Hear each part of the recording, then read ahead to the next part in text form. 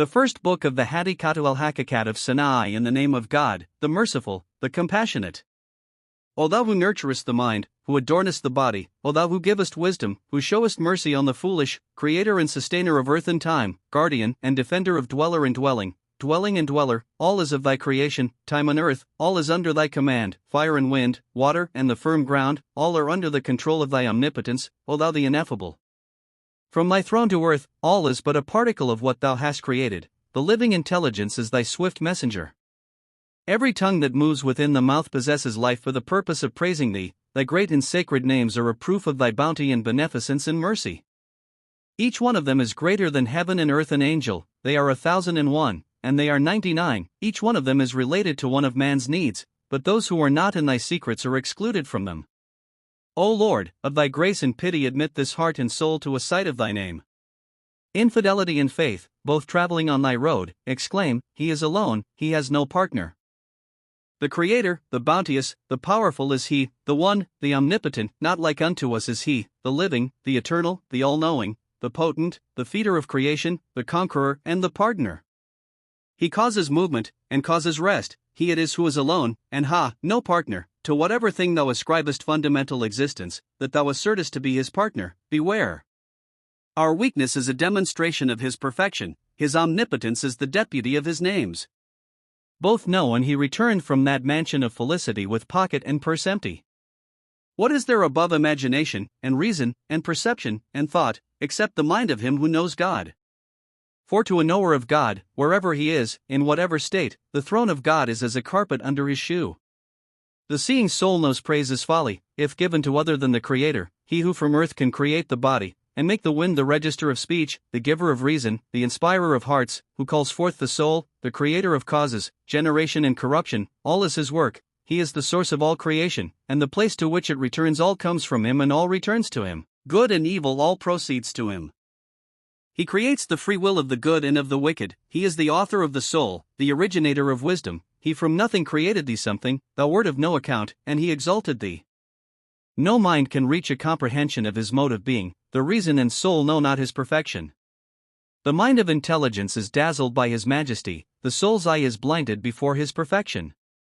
The primal intelligence is a product of His nature, yet He admitted to a knowledge of Himself. Imagination lags before the glory of His essence, understanding moves confined before His nature's mode of being. His fire, which in haughtiness He made His carpet, burnt the wing of reason, the soul is a serving man in His pageant, reason a novitiate in His school. What is reason in this guest house? Only a crooked writer of the script of God. What of this intelligence, agitator of trifles? What of this changing inconstant nature, when He shows to intelligence the road to Himself, then only can intelligence fitly praise Him. Since intelligence was the first of created things, intelligence is above all choicest things besides, yet intelligence is but one word out of His record, the soul one of the foot soldiers at His door. Love He perfected through a reciprocal love, but intelligence He tethered even by intelligence. Intelligence, like us, is bewildered on the road to His nature, like us confounded. He is intelligence of intelligence, and soul of soul, and what is above that He is? How through the promptings of reason and soul and senses can one come to know God? But that God showed him the way, how could man ever have become acquainted with divinity? On the knowledge of God of Himself no one can know Him, His nature can only be known through Himself. Reason sought His truth, it ran not well, impotence hastened on His road, and knew Him. His mercy said, Know me, otherwise who, by reason and sense, could know Him? How is it possible by the guidance of the senses? How can a nut rest firmly on the summit of a dome? Reason will guide thee, but only to the door, His grace must carry thee to Himself. Thou canst not journey there by reason's guidance, perverse like others, commit not thou this folly. His grace leads us on the road, His works are guide and witness to Him. O thou, who art incompetent to know thine own nature, how wilt thou ever know God? Since thou art incapable of knowing thyself, how wilt thou become a knower of the Omnipotent? Since thou art unacquainted with the first steps towards a knowledge of Him, how thinkest thou to conceive of Him as He is? In describing Him in argument, speech is a comparison, and silence a dereliction of duty. Reason's highest attainment on His road is amazement, the people's riches is their zeal for Him. Imagination falls short of his attributes, understanding vainly boasts her powers, the prophets are confounded at these sayings, the saints stupefied at these attributes. He is the desired and Lord of reason and soul, the goal of disciple and devotee. Reason is as a guide to his existence, all other existences are under the foot of his existence. His acts are not bounded by inside and outside, his essence is superior to how and why. Intelligence has not reached the comprehension of his essence, the soul and heart of reason are dust upon this road. Reason, without the collyrium of friendship with him, has no knowledge of his divinity. Why dost thou instigate imagination to discuss him? How shall a raw youth speak of the eternal? By reason and thought and sense no living thing can come to know God. When the glory of his nature manifests itself to reason, it sweeps away both reason and soul. Let reason be invested with dignity in the rank where stands the faithful Gabriel, yet before all his majesty a Gabriel becomes less than a sparrow through awe, reason arriving their bows down her head, the soul flying there folds her wing. The raw youth discusses the eternal only in the light of his shallow sense and wicked soul. Shall thy nature, journeying towards the majesty and glory of his essence, attain to a knowledge of him? On the assertion of the unity he is one, and number has no place in him, he is absolute, and dependence is far removed from him. Not that one which reason and understanding can know, not that absolute which sense and imagination can recognize. He is not multitude, nor paucity, one multiplied by one remains one. In duality is only evil and error, in singleness is never any fault. While multitude and confusion remain in thy heart, say thou one or two, what matter, for both are the same. Thou, the devil's pasture, know for certain what, and how much, and why, and how. Have a care. His greatness comes not from multitude, his essence is above number and quality, the weak searcher may not ask is it or who concerning him. No one has uttered the attributes of the Creator, he, quantity, quality, why, or what, who, and where. His hand is power, his face eternity, to come is his wisdom, the descent his gift, his 2 feet are the majesty of vengeance and dignity, his 2 fingers are the effective power of his command and will. All existences are subject to his omnipotence, all are present to him, all seek him. The motion of light is towards light. How can light be separated from the sun? In comparison with his existence eternity began but the day before yesterday, it came at dawn, but yet came late. How can his working be bounded by eternity? Eternity without beginning is a houseborn slave of his, and think not nor imagine that eternity without end is more, for eternity without end is like to eternity without beginning. How shall he have a place, in size greater or smaller? For place itself has no place. How shall there be a place for the Creator of place, a heaven for the Maker of heaven himself? Place cannot attain to him, nor time, narration can give no information of him, nor observation. Not through columns is his state durable, his nature's being has its place in no habitation. O thou, who art in bondage to form and delineation, bound by he sat upon the throne, form exists not apart from contingencies, and accords not with the majesty of the eternal. Inasmuch as he was sculptor, he was not image, he sat was, not throne, nor earth. Continue calling he sat from thy inmost soul, but think not his essence is bound by dimensions, for he sat is a verse of the Quran, and to say he has no place is an article of faith. The throne is like a ring outside a door, it knows not the attributes of Godhead. The word speech is written in the book, but shape and voice and form are far from him. God descends is written in tradition, but believe not thou that he comes and goes. The throne is mentioned in order to exalt it, the reference to the Kaaba is to glorify it. To say he has no place is the gist of religion. Shake thy head, for it is a fitting opportunity for praise. They pursue Hussein with enmity because Ali spoke the word he has no place. He made an earth for his creation in this form, behold how he has made a nest for thee. Yesterday the sky was not, today it is, again tomorrow it will not be, yet he remains. He will fold up the veil of smoke in front of him, on a day we will fold up the heavens. Cur. 21:103, breathe thou forth a groan. When the knowers of God live in him, the eternal, they cleave behold and he in two through the middle. On God is first cause the course of time is not the mold whence issues his eternal duration, nor temperament the cause of his beneficence. Without his word, time and temperament exist not, as apart from his favor the soul enters not the body. This and that both are wanting and worthless, that and this both are foolish and impotent. Old and new are words inapplicable to his essence, he is, for he consists not of any existences except himself. His kingdom cannot be known to its limits, his nature cannot be described even to its beginning, his acts and his nature are beyond instrument and direction, for his being is above be and he. Before thou wert in existence a greater than thou for thy sake brought together the causes that went to form thee, in one place under the heavens by the command and act of God were the four temperaments prepared, either gathering together is a proof of his power is the draftsman of his wisdom. He who laid down the plan of thee without pen can also complete it without colors, within thee, not in yellow and white and red and black, God has portrayed his work, and without thee he has designed the spheres, of what? Of wind and water and fire and earth. The heavens will not forever leave to thee thy colors, yellow and black and red and white, the spheres take back again their gifts, but the print of God remains forever, he who without colors drew thy outlines will never take back from thee thy soul. By his creative power he brought thee under an obligation, for his grace has made thee an instrument of expression of himself, he said, I was a hidden treasure, creation was created that thou mightest know me, thee I like to a precious pearl through cough and none he made a mouth filled with it in. So no purse and tear not thy veil, lick no plate and buy not blandishment. All things are contraries, but by the command of God all travel together on the same road, in the house of non-existence the plan of all is laid down for all eternity by the command of the eternal, for essences, through the exertion of the seven stars, become the means of bodying forth the plan. Say, the world of evil and of good proceeds not except from him and to him, nay, is himself. All objects receive their outline and forms from him, their material basis as well as their final shape. Element and material substance, the form and colors clothing the four elements, all things know as limited and finite, as but a ladder for thy ascent to God. On purity of heart then, since the object of desire exists not in any place, how canst thou purpose to journey towards him on foot? The highroad by which thy spirit and prayers can travel towards God lies in the polishing of the mirror of the heart.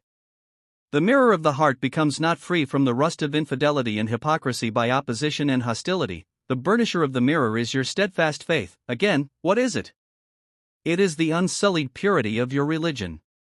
To him in whose heart is no confusion the mirror and the form imaged will not appear as the same thing, although in form thou art in the mirror, that which is in the mirror is not thou, thou art one, as the mirror is another.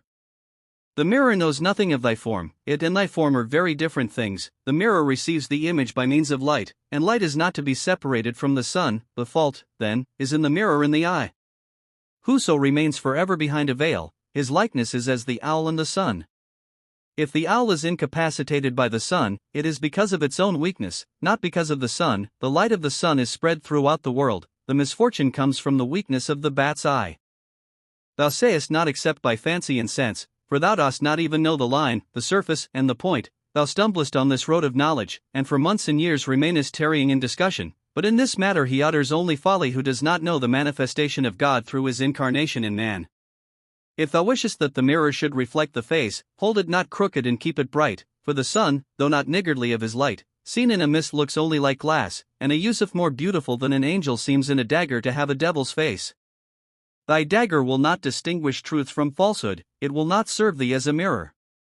Thou canst better see thy image in the mirror of thy heart than in thy clay. Break loose from the chain thou hast fettered thyself with, for thou wilt be free when thou hast got clear from thy clay, since clay is dark and heart is bright, thy clay is a dustbin and thy heart a rose garden. Whatever increases the brightness of thy heart brings nearer God's manifestation of himself to thee, because Abu Bakr's purity of heart was greater than others, he was favored by a special manifestation. On the blind men and the affair of the elephant there was a great city in the country of Gur, in which all the people were blind. A certain king passed by that place, bringing his army and pitching his camp on the plain. He had a large and magnificent elephant to minister to his pomp and excite awe, and to attack in battle. A desire arose among the people to see this monstrous elephant, and a number of the blind, like fools, visited it, everyone running in his haste to find out its shape and form. They came, and being without the sight of their eyes groped about it with their hands, each of them by touching one member obtained a notion of some one part, each one got a conception of an impossible object, and fully believed his fancy true. When they returned to the people of the city, the others gathered round them, all expectant, so misguided and deluded were they. They asked about the appearance and shape of the elephant, and what they told all listened to. One asked him whose hand had come upon its ear about the elephant. He said, "It is a huge and formidable object, broad and rough and spreading, like a carpet." And he whose hand had come upon its trunk said, "I have found out about it, it is straight and hollow in the middle like a pipe, a terrible thing and an instrument of destruction." And he who had felt the thick hard legs of the elephant said, "As I have it in mind, its form is straight like a planed pillar." Everyone had seen some one of its parts, and all had seen it wrongly. No mind knew the whole. Knowledge is never the companion of the blind. All, like fools deceived, fancied absurdities. Men know not the divine essence. Into this subject the philosophers may not enter. On the above allegory one talks of the foot, the other of the hand, pushing beyond all limits their foolish words, that other speaks of fingers and change of place and descending, and of his coming as an incarnation. Another considers in his science his settling himself and throne and couch, and in his folly speaks of he sat and he reclined, making of his foolish fancy a bell to tie round his neck. His face says one, his feet another, and no one says to him, where is thy object? From all this talk there comes altercation, and there results what happened in the case of the blind men and the elephant. Exalted be the name of him who is exempt from what and how. The livers of the prophets have become blood. Reason hamstringed by this saying, the sciences of the learned are folded up. All have come to acknowledge their weakness. Woe to him who persists in his folly. Say, it is allegorical, depend not on it, and fly from foolish conceptions. The text of the Quran we believe it all, and the traditions we admit the whole of them. Of those who heed not a discerning man questioned one of the indifferent, whom he saw to be very foolish and thoughtless, saying, Hast thou ever seen saffron, or hast thou only heard the name? He said, I have it by me, and have eaten a good deal of it, not once only, but 100 times and more. Said the wise and discerning man to him, Bravo, wretch! Well done, my friend. Thou knowest not that there is a bulb as well. How long wilt thou wag thy beard in thy folly? He who knows not his own soul, how shall he know the soul of another? And he who only knows hand and foot, how shall he know the Godhead? The prophets are unequal to understanding this matter. Why dost thou foolishly claim to do so? When thou hast brought forward a demonstration of this subject, then thou wilt know the pure essence of the faith, otherwise what have faith and thou in common? Thou hadst best be silent, and speak not folly. The learned talk nonsense all, for true religion is not woven about the feet of everyone. On the steps of ascent make not thy soul's nest in hell, nor thy mind's lodging in deception. Wander not in the neighborhood of foolishness and absurdities, nor by the door of the house of vain imagining. Abandon vain conceits, that thou mayest find admission to that court, for that mansion of eternity is for thee, and this abode of mortality is not thy place. For thee is that mansion of eternity prepared. Abandon today, and give up thy life for tomorrow's sake. This world's evil and good, its deceit and truth, are only for the ignoble among the sons of Adam. To a high roof the steps are many. Why art thou contented with one step? The first step towards it is serenity, according to the attestation of the Lord of Knowledge, and after it thou comest to the second step, the wisdom of life, of form and matter. Know thou the truth, that there is not in the world for the offspring of Adam a better staircase to mount the eternal heaven by, than wisdom and work. The wisdom of life makes strong the mind for both the upper and the lower abode. Strive thou in this path, and although thou do not sow in that, yet thou shalt not do amiss. Whoso sows the seed of sloth, sloth will bring him impiety for fruit. Whoso took unto himself folly and sloth, his legs lost their power and his work failed. I know nothing worse than sloth, it turns Rustums into cowards. Thou wert created for work, and a robe of honor is ready cut for thee. Why art thou content with tatters? Why wilt thou not desire those striped garments of Arabia? Whence wilt thou get fortune and kingdom when thou art idle 60 days a month? Idleness in the day, and ease at night, thou wilt hardly reach the throne of the Sasanians. Know that handle of club and hilt of sword are crown and throne to kings who know not the moisture of weeping eyes, but he who wanders about after money and a meal cringes ignoble and vile before a clenched fist. Possessing knowledge, possess also serenity like the mountain. Be not distressed at the disasters of fortune. Knowledge without serenity is an unlighted candle. Both together are like the bee's honey. Honey without wax typifies the noble, wax without honey is only for burning. Abandon this abode of generation and corruption, leave the pit, and make for thy destined home, for on this dry heap of dust is a mirage, and fire appears as water. The man of pure heart unites the two worlds in one, the lover makes but one out of all three abodes. On the protection and guardianship of God whoso is fenced around by divine aid, a spider spreads its web before him, a lizard utters his praise, the serpent seeks to please him. His shoe treads the summit of the throne, his ruby lip is the world's fitting ornament, in his mouth poison becomes sugar, in his hand a stone becomes a jewel. Whoso lays his head on this threshold places his foot on the head of things temporal. Wise reason is powerless to explain these things, for all are powerless who come not to this door. I fear that through thy ignorance and folly thou wilt one day be left helpless on Sirat. Thy ignorance will deliver thee to the fire. See how it is administering the soporific lettuce and poppies to thee. Thou hast seen how in the middle of a morsel of food that one eats there will appear a grain of wheat, which has survived the attack of locust, and bird, and beast, has seen the heat of heaven and the glow of the oven, and remained unchanged under thy millstone. Who preserved it? God, God. He is a sufficient protector for thee for possessions and life and breath. Thou art of his creation, that is enough. If thou procurest dog and chain thou canst overcome the antelope of the desert, and in thy trust and sincere belief in this thou art free from anxiety as regards a maintenance and livelihood, I say to thee, and with reason and judgment, so that thou mayst not shut the door of thine ear against my words, thy trust in dog and chain I see is greater than in the all-hearing and all-seeing. The light of thy faith, if standing on this foundation, is given over to destruction by a dog and a thing of iron.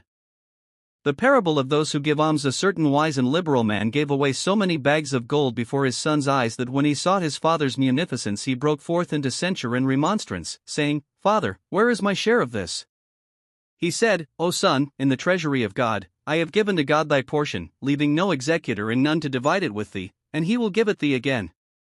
He is himself our provider and our master. Shall he not suffice us, both for faith and worldly goods? He is no other than the disposer of our lives. He will not oppress thee, he is not of those. To everyone he gives back 70-fold, and if he closes one door against thee, he opens 10. On the cause of our maintenance sayest thou not that before the beginning of thy existence God the all-wise, the ineffable, when he had created thee in the womb gave thee of blood thy sustenance for 9 months?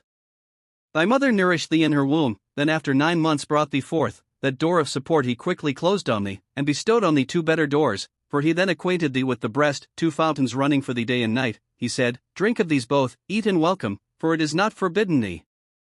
When after 2 years she weaned thee, all became changed for thee. He gave thee thy sustenance by means of thy 2 hands and feet. Take it by means of these, and by those go where thou wilt.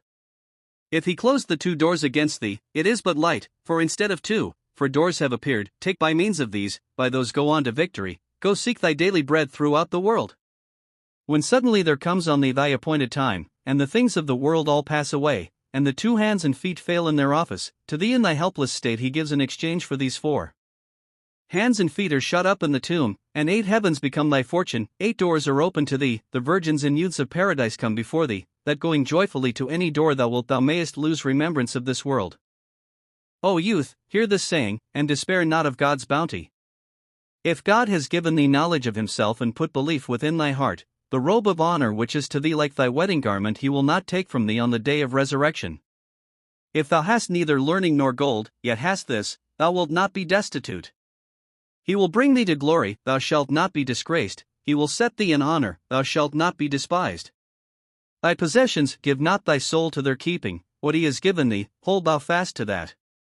Thou layest up treasure, thou shalt not see it again. If thou gavest it to him, he would give it thee again.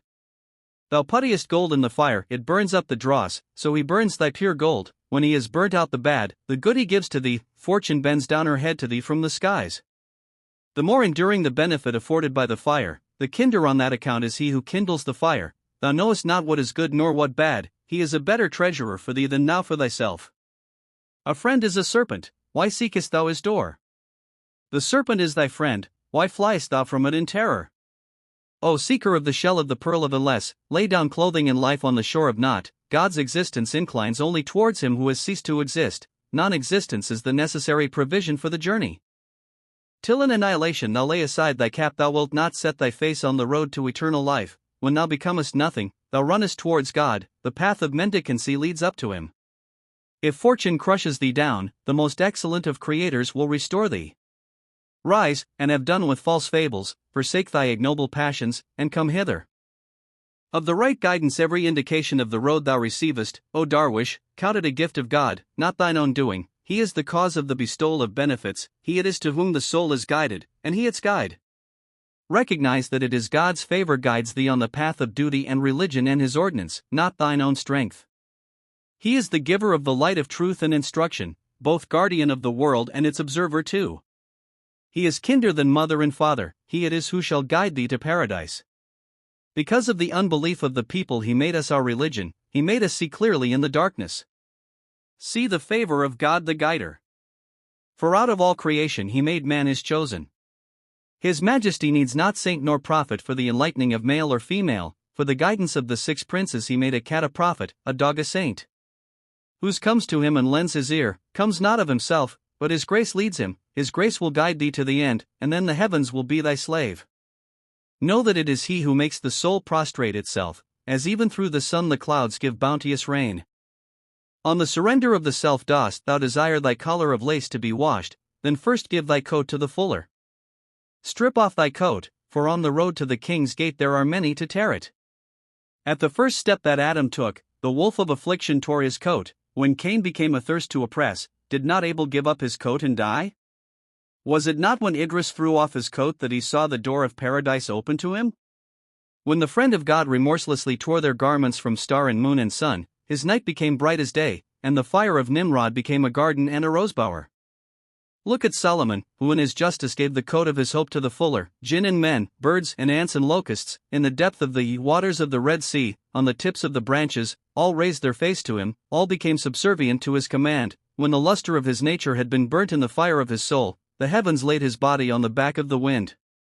When the venerable Moses, reared in sorrow, turned his face in grief and pain towards Midian, in bodily labor he tore off the coat from his anguished heart. For 10 years he served Shuaib, till the door of the invisible was opened to his soul. His hand became bright as his piercing eye, he became the crown on the head of the men of Sinai. When the Spirit, drawing breath from the spiritual ocean, had received the grace of the Lord, he sent his coat to the cleanser of hearts at the first stage of his journey. He gave brightness to his soul, he gave him kingship, even in childhood. By the eternal power, through encouragement in secret and grace made manifest, he lost the self. The leprous body became dark again through him as the shadow on the earth, the blind eye became bright as the steps of the throne. Whoso like him seeks neither name nor reputation, can produce 10 kinds of food from one jar. A stone with him became fragrant as musk, the dead rose to living action and spoke. By his grace life broke forth in the dead earth of the heart, by his power he animated the heart of the mire. When predestined fate had closed the shops, and the hand of God's decree lay in the hollow of non-existence, the world was full of evil passions, the market full of ruffians and patrols. Then he sent a vicegerent into this world to abolish oppression. When he appeared from mid-heaven, fervid in soul and pure in body, he wore no coat on the religious path. Then what could he give to the fullers of the land? When he passed from this mortal state to eternal life, he became the ornament and glory of this perishable world. In his magnification, when he shows his nature to his creation, into what mirror shall he enter? The burden of proclaiming the unity not everyone bears, the desire of proclaiming the unity not everyone tastes. In every dwelling is God adored, but the adored cannot be circumscribed by any dwelling. The earthly man, accompanied by unbelief and anthropomorphism, wanders from the road. On the road of truth thou must abandon thy passions, rise and forsake this vile sensual nature. When thou hast come forth from abode in life, then, through God, thou wilt see God. How shall this sluggish body worship him, or how can life and soul know him? A ruby of the mine is but a pebble there, the soul's wisdom talks but folly there. Speechlessness is praise, enough of thy speech, babbling will be but sorrow and harm to thee have done. His nature, to one who knows him and is truly learned, is above how and what and is it not and why. His creative power is manifest, the justice of his wisdom, his wrath is secret, the artifice of his majesty. A form of water and earth is dazzled by his love, the eye and heart are blinded by his nature. Reason in her uncleanness, wishing to see him, says, like Moses, show me. When the messenger comes forth from that glory, she says in its ear, I turn repentant unto thee. Qur 7:138 square. Discover then the nature of his being through thy understanding. Recite his 1001 pure names. It is not fitting that his nature should be covered by our knowledge. Whatever thou hast heard, that is not he. Point and line and surface in relation to his nature are as if one should talk of his substance and distance and 6 surfaces. The author of those 3 is beyond place, the creator of these 3 is not contained in time. No philosopher knows of imperfection in him. While he knows the secrets of the invisible world, he is acquainted with the recesses of the mind, and the secrets of which as yet there has been formed no sketch upon thy heart. Kaf and Nun are only letters that we write, but what is Kun? The hurrying of the agent of the divine decree.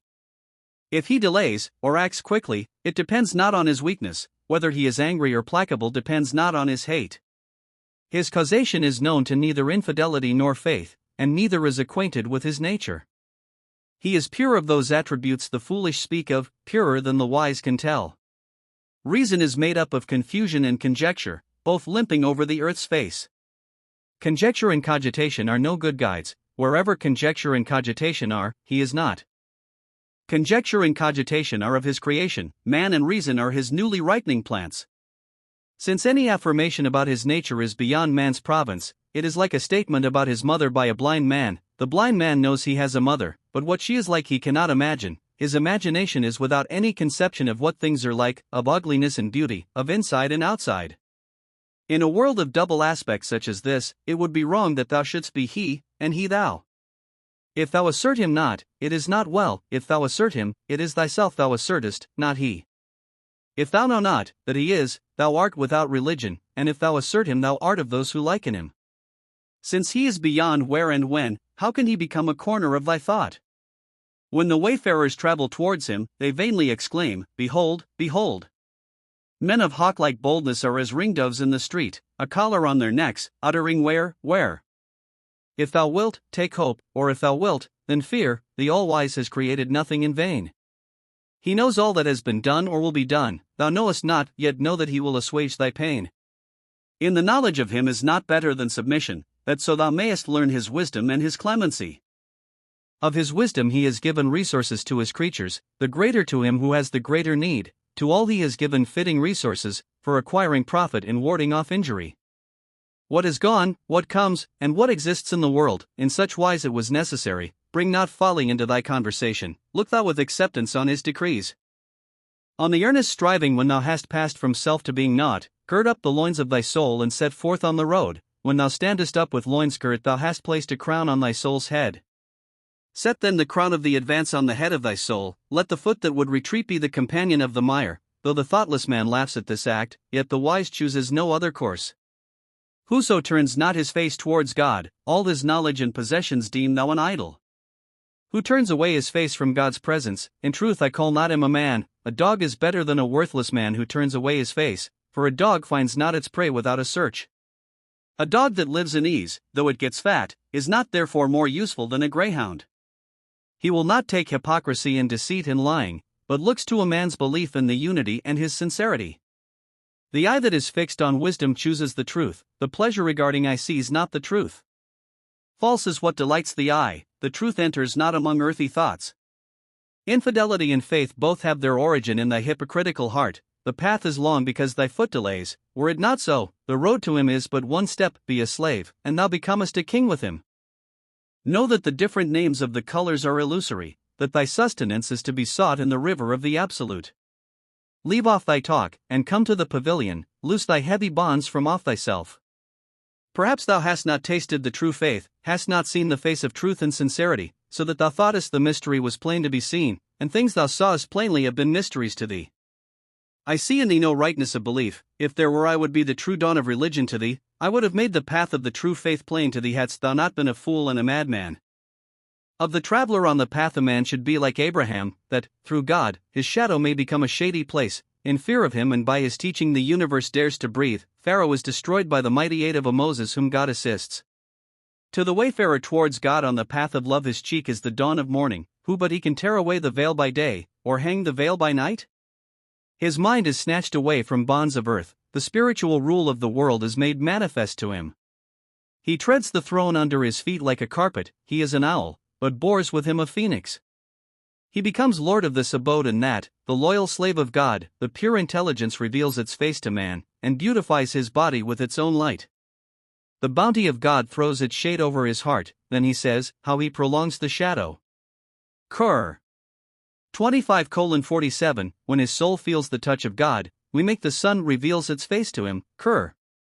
25:48, the dumb all find tongues when they receive the perfume of life from his soul. In his path the lovers recite to their souls the verse every creature on the earth is subject to decay. Qur. 55:26, the heavens, and the natural world and its varied colors seem vile to his perception. Whoso is turned away from this wine, for him all its fragrance and color is destroyed, so that when with new ear thou shalt hear the shouts of, he is one, he has no partner, thou shalt no longer in madness desire the varied colors, even though thy Jesus be the dyer. Thou shalt take what thou wilt of the colors, put them into one jar, and bring them out again. Listen truly, and not in folly. This saying is not for fools. All these deceitful colors, the jar of the unity makes one color. Then being now of one color, all is become him. The rope becomes slender when reduced to a single strand. On being silent, the path of religion is neither in works nor words. There are no buildings thereon, but only desolation. Whoso becomes silent to pursue the path, his speech is life and sweetness. If he speaks, it will not be out of ignorance, and if he is silent, it will not be from sloth. When silent, he is not devising frivolity. When speaking, he scatters abroad no trifling talk. Those fools, the thieves and pickpockets, keep their knowledge to use in highway robbery.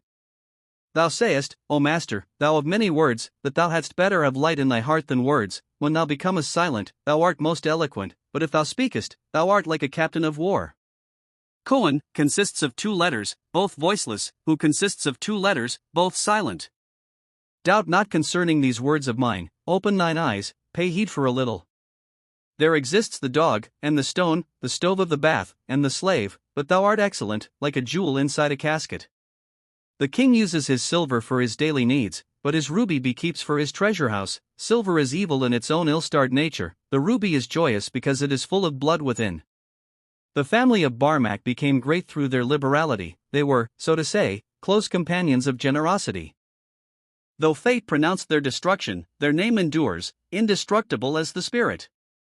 The people of this generation, though amiable, are impudent as flies and wanton. In word they are all sweet as sugar, but when it comes to generosity, they tear men's hearts and burn their souls. When he had adorned thy soul within thee, he held up before thee the mirror of the light, till pride made thee quick to anger, and thou lookedst upon thyself with the evil eye. He has balanced day and night by the ruler of his justice, not by chance or at random. While reason digs for the secret, thou hast reached thy goal on the plain of love. The heart and soul of the seeker after God are concealed, but his tongue proclaims in truth, I am God.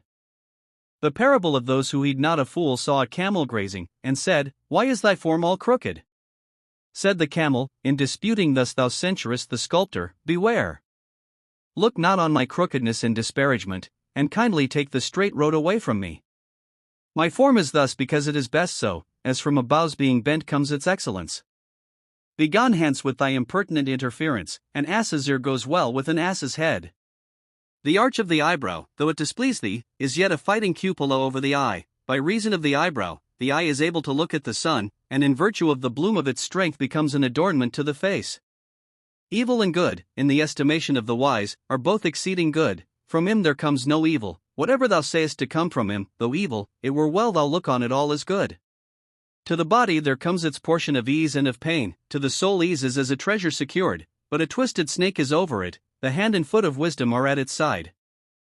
The parable of the eye of the squint-eyed son asked his father, O thou whose words are as a key to the things that are locked up, why saidst thou that a squinter sees double?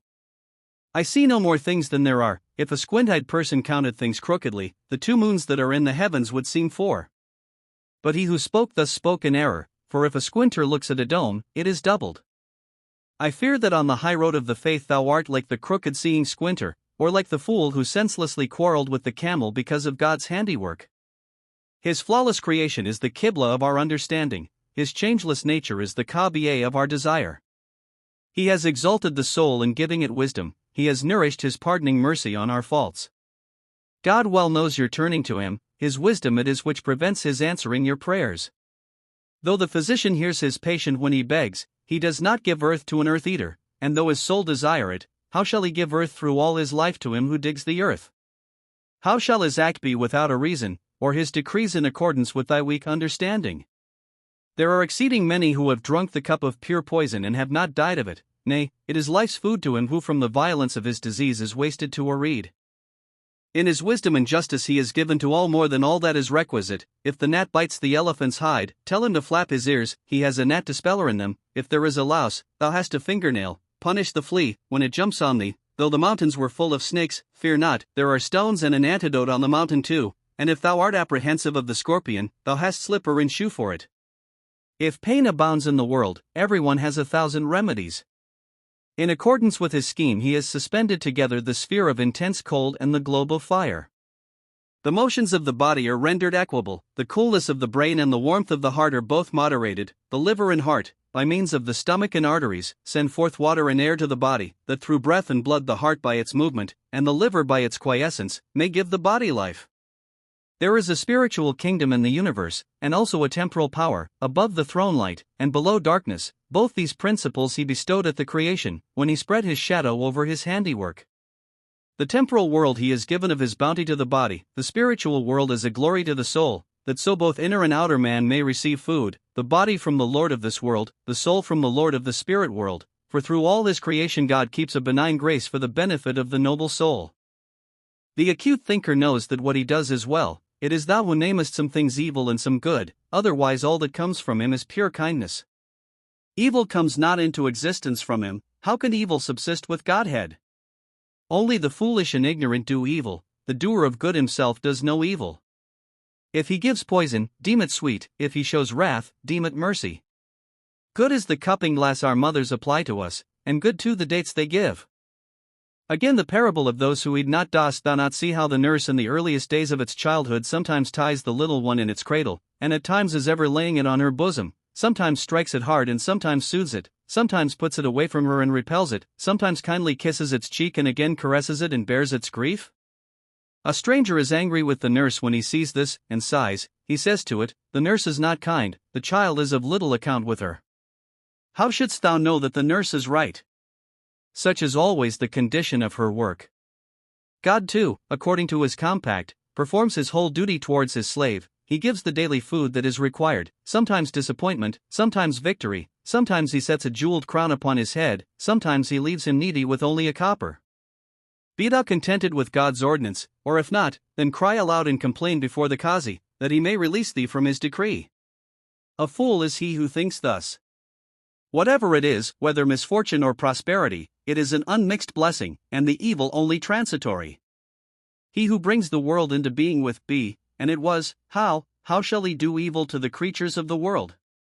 Good and evil exist not in the world of the word, the names good and evil belong to thee and to me. When God created the regions of the earth he created no absolute evil. Death is destruction for this one, but wealth for that, poison is food to this, and death to that. If the face of the mirror were black like its back, no one would look at it. The usefulness belongs to the face of the mirror, even though its back be stuffed with jewels. The bright-faced sun is good, be its back black or white. If the peacock's foot were like its feathers, it would shine splendid both by night and day. In praise of his omnipotence he is the portrayer of the outward forms of our earthly bodies, he is the discerner of the images of our inmost hearts. He is the creator of existent and non-existent, the maker of the hand and what it holds. He made a wheel of pure emerald, and on the wheel he bound silver jars. He caused a candle and candlestick to revolve in the heavens in the path of the ignoble. Before his creation was non-existence, eternal being belongs to his essence alone. He made intelligence proclaimer of his power, he made matter capable of receiving form. To intelligence he gave the path of vigilance. What thinkest thou of intelligence? How can the artist of the pen picture forth in man the image of the eternal? Fire and wind and water and earth and sky, and reason and spirit above the sky, and the angels in the middle place, wisdom and life in abstract form, no, that all come into being by command, and the command is God's. He is the origin and root of material things, the creator of beneficence, and thanks, and the thankful man. In the high road from this life to the next he has associated action and power with this world of generation and corruption. In the world of the word his omnipotence made power pregnant with action, made its place for whatever comes into action, created its product for whatever possesses power. On the Proverbs and Admonitions. Poverty is blackness of the face, the recital of Proverbs is the best of discourses, and the world is a house of departure in changing affairs and migration. Keep thy blackness, thou canst not do without it, for blackness admits no change of color. With blackness of face there goes happiness, a blushing face seldom causes joy. The scorched pursuer is black of face before the flame of his heart's desire, though in tribulation, the ugly Ethiopian finds gladness in his blackness of face. His gladness comes not from his beauty, his happiness comes from his sweet odor. Brighter than the splendor of the new moon is the display of the moon of Balal's shoe. If thou dost not wish thy heart's secret known, keep thy blackness of face in both worlds, since for him who seeks his desire, day tears the veil and night spreads it. Withhold thy hand from these vain lusts. No, desire is poison, and the belly is a snake, the serpent of desire, if it bite thee, will soon dispatch thee from the world. For in this path and evil there is good, the water of life is in the midst of darkness. What sorrow has the heart from blackness? For night is pregnant with day, and the men who are now imprisoned without food or drink in this old ruin throw aside all instruction when they march proudly in the garden of God. Everything except God, all that is of earth, is aside from the path of the true faith. Loss of self is the hidden goal of all, the refuge of the pure soul is with the word. O thou, who hast rolled up the carpet of time, who hast passed beyond the 4 and the 9, pass it one step beyond life and reason, that so thou mayst arrive at God's command. Thou canst not see, forasmuch as thou art blind at night, and in the day too hast but one eye, like the wisdom of fools. I do not speak to thee with wink and nod, but in God's way, with mystical significations and allegories. Till thou pass beyond the false, God is not there, the perfect truth belongs not to this half-display. No, that is provision for the journey to the eternal world. La-care is your strength and La-shai your gold. La-care is the strength of the rich, as La-shai is the wisdom of the wine-drinkers. On the need of God, and independence of all beside him, he is wholly independent of me and thee in his plans. What matters infidelity or faith to his independence? What matters that or this to his perfection? Know that God exists in real existence, in pursuance of his decree and just designs. The independent seeks thy favors, the guardian gives thee thanks. The wolf and Yusuf appear to thee to be small and great, but with him, Yusuf and wolf are the same. What, to his mercy, matters opposition or help? What, to his wrath, are Moses and Pharaoh? Thy service or thy rebellion are an honor or a shame to thee, but with him the color of both is the same. What honor has he from reason, or from the lightning? What greatness from the soul, or the sky? The soul and the heavens are his creatures. Happy the man who is chosen of him. The heavens and he who causes them to revolve are as the millstone and the miller, the supreme disposer and the obedient reason are as the carver's self and the matter he shapes. The motion of the restless heavens and of the earth is as it were an ant in the mouth of a dragon. The dragon does not swallow the ant, and the revolution of the unconscious heavens sweeps on. He has imposed its task upon the mill-wheel of misfortune, itself unmindful and closed round by annihilation. Think of thy life as an atom in his time. His banquet as accompanied by his affliction. Thou knowest that thy goblet has 4 feet for movement, yet though thou be persevering in his service thou wilt not reach his path but by his grace. When will the slave who wishes to attain to God reach him by means of reason, or by hand and foot? When will he attain to God, who in his own body attains, only to the recognition of, his hands and feet? On self-abasement and humility lowliness befits thee, violence suits thee not, a naked man frantic in a bee-house is out of place.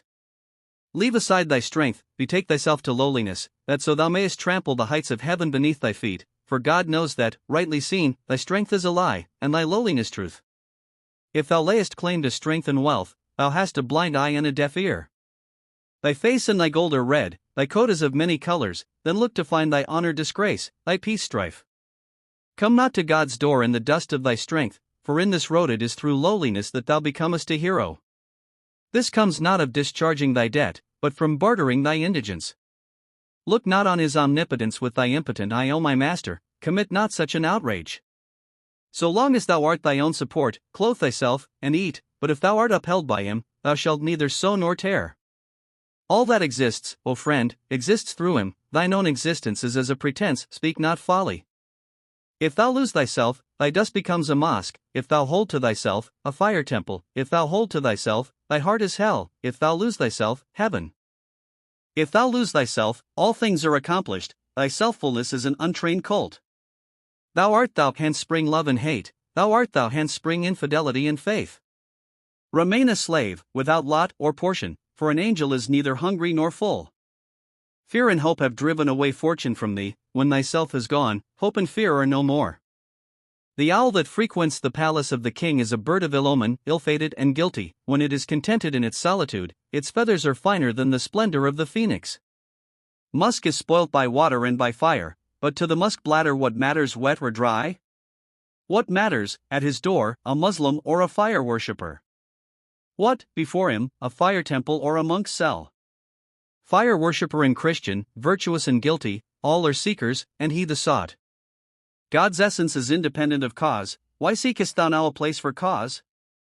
The sun of religion comes not forth by instruction, the moon goes down when the light of the truth shines out. If the holy man is good, it is well for him, if the king is bad, what is that to us? To be saved, do thou thyself persevere in good, why contendest thou with God's decree and predestination? In this halt of but a week, to be is not to be, to come is to go. Recite the word hastening on, cur. 57:12, for in the resurrection the believer calls make way. Mustafa exclaimed, how excellent, through this the hand of Moses became a moon, the friend of God grew pitiful, cur. 9:116, the Vav of Allah gave him the sincerity of his faith, the majesty and beauty of his belief, then when the Vav goes out of Allah there remains but a sigh, how wonderful. Remains, a memorial of him, his religion remains as a manifestation of him. Before the trumpet sounds kill thou thyself with the sword of indigence, if they accept it, thou art at rest, if not, think of what has happened as if it had not been. If thou come small or great to the door of the Absolute, or if thou come not at all, what is that to him? Shall the day subsist for the sake of the cock? It will appear at its own time. What is thy existence, what thy non-existence to him? Many like thee come to his door. When the fountain of light starts forth, it has no need of any to scourge it on, yet all this magnificence is but water and earth, the pure life and soul are there. What can the make way, of a handful of straw effect? His own light alone cries make way. That lamp of thine is thy trust in thyself, the sun comes forth of himself in brightness, and this flame the cold wind cannot extinguish, while half a sneeze rests from that its life. So then your road lies not in this street, if there be a road, it is the road of your size. You are all far from the road of devotion, you are like asses straying for months and years deluded with vain hopes. Since thou art sometimes virtuous, sometimes wicked, thou fearest for thyself, hast hope in thyself, but when thy face of wisdom and of shame grows white go, know thou that fear and hope are one. On the justice of the prince and the security of his subjects Umar one day saw a group of boys on a certain road all engaged in play and everyone boasting of himself, everyone was in haste to wrestle, having duly bared his head in Arab fashion. When Umar looked towards the boys, fear of him tore the curtain of their gladness, they all fled from him in haste, except Abdullah bin Zubair. Umar said to him, why didst thou not fly from before me? He said, why should I fly from before thee, O beneficent one? Thou art not a tyrant, nor I guilty. If a prince is pious and just, his people are glad in his justice, but if his inclination is towards tyranny, he plunges his country in ruin. When thou hast provisioned thyself with justice, thy steed has passed beyond both halting places. What matters acceptance or rejection, good or evil, to him who knows his own virtue? Be virtuous, thou wilt escape an aching head, if thou be bad, thou breakest the whole compact. So stand in wonder at his justice that thou losest memory of all else but of him. On celebrating the praise of God to call on the name of friends, and the unhappy ones of this world, how thinkest thou of it? It is like calling on old women. Oppression, if he ordain it, is all justice, a life without thought of him is all wind. He laughs who is brought to tears through him, but that heart is an anvil that thinks not on him. Thou art secure when thou pronouncest his name, thou keepest a firm footing on thy path, make thou thy tongue moist, like earth, with remembrance of him, that he may fill thy mouth, like the rose, with gold. He fills with life the soul of the wise man, the heart of the lover of self he leaves thirsty.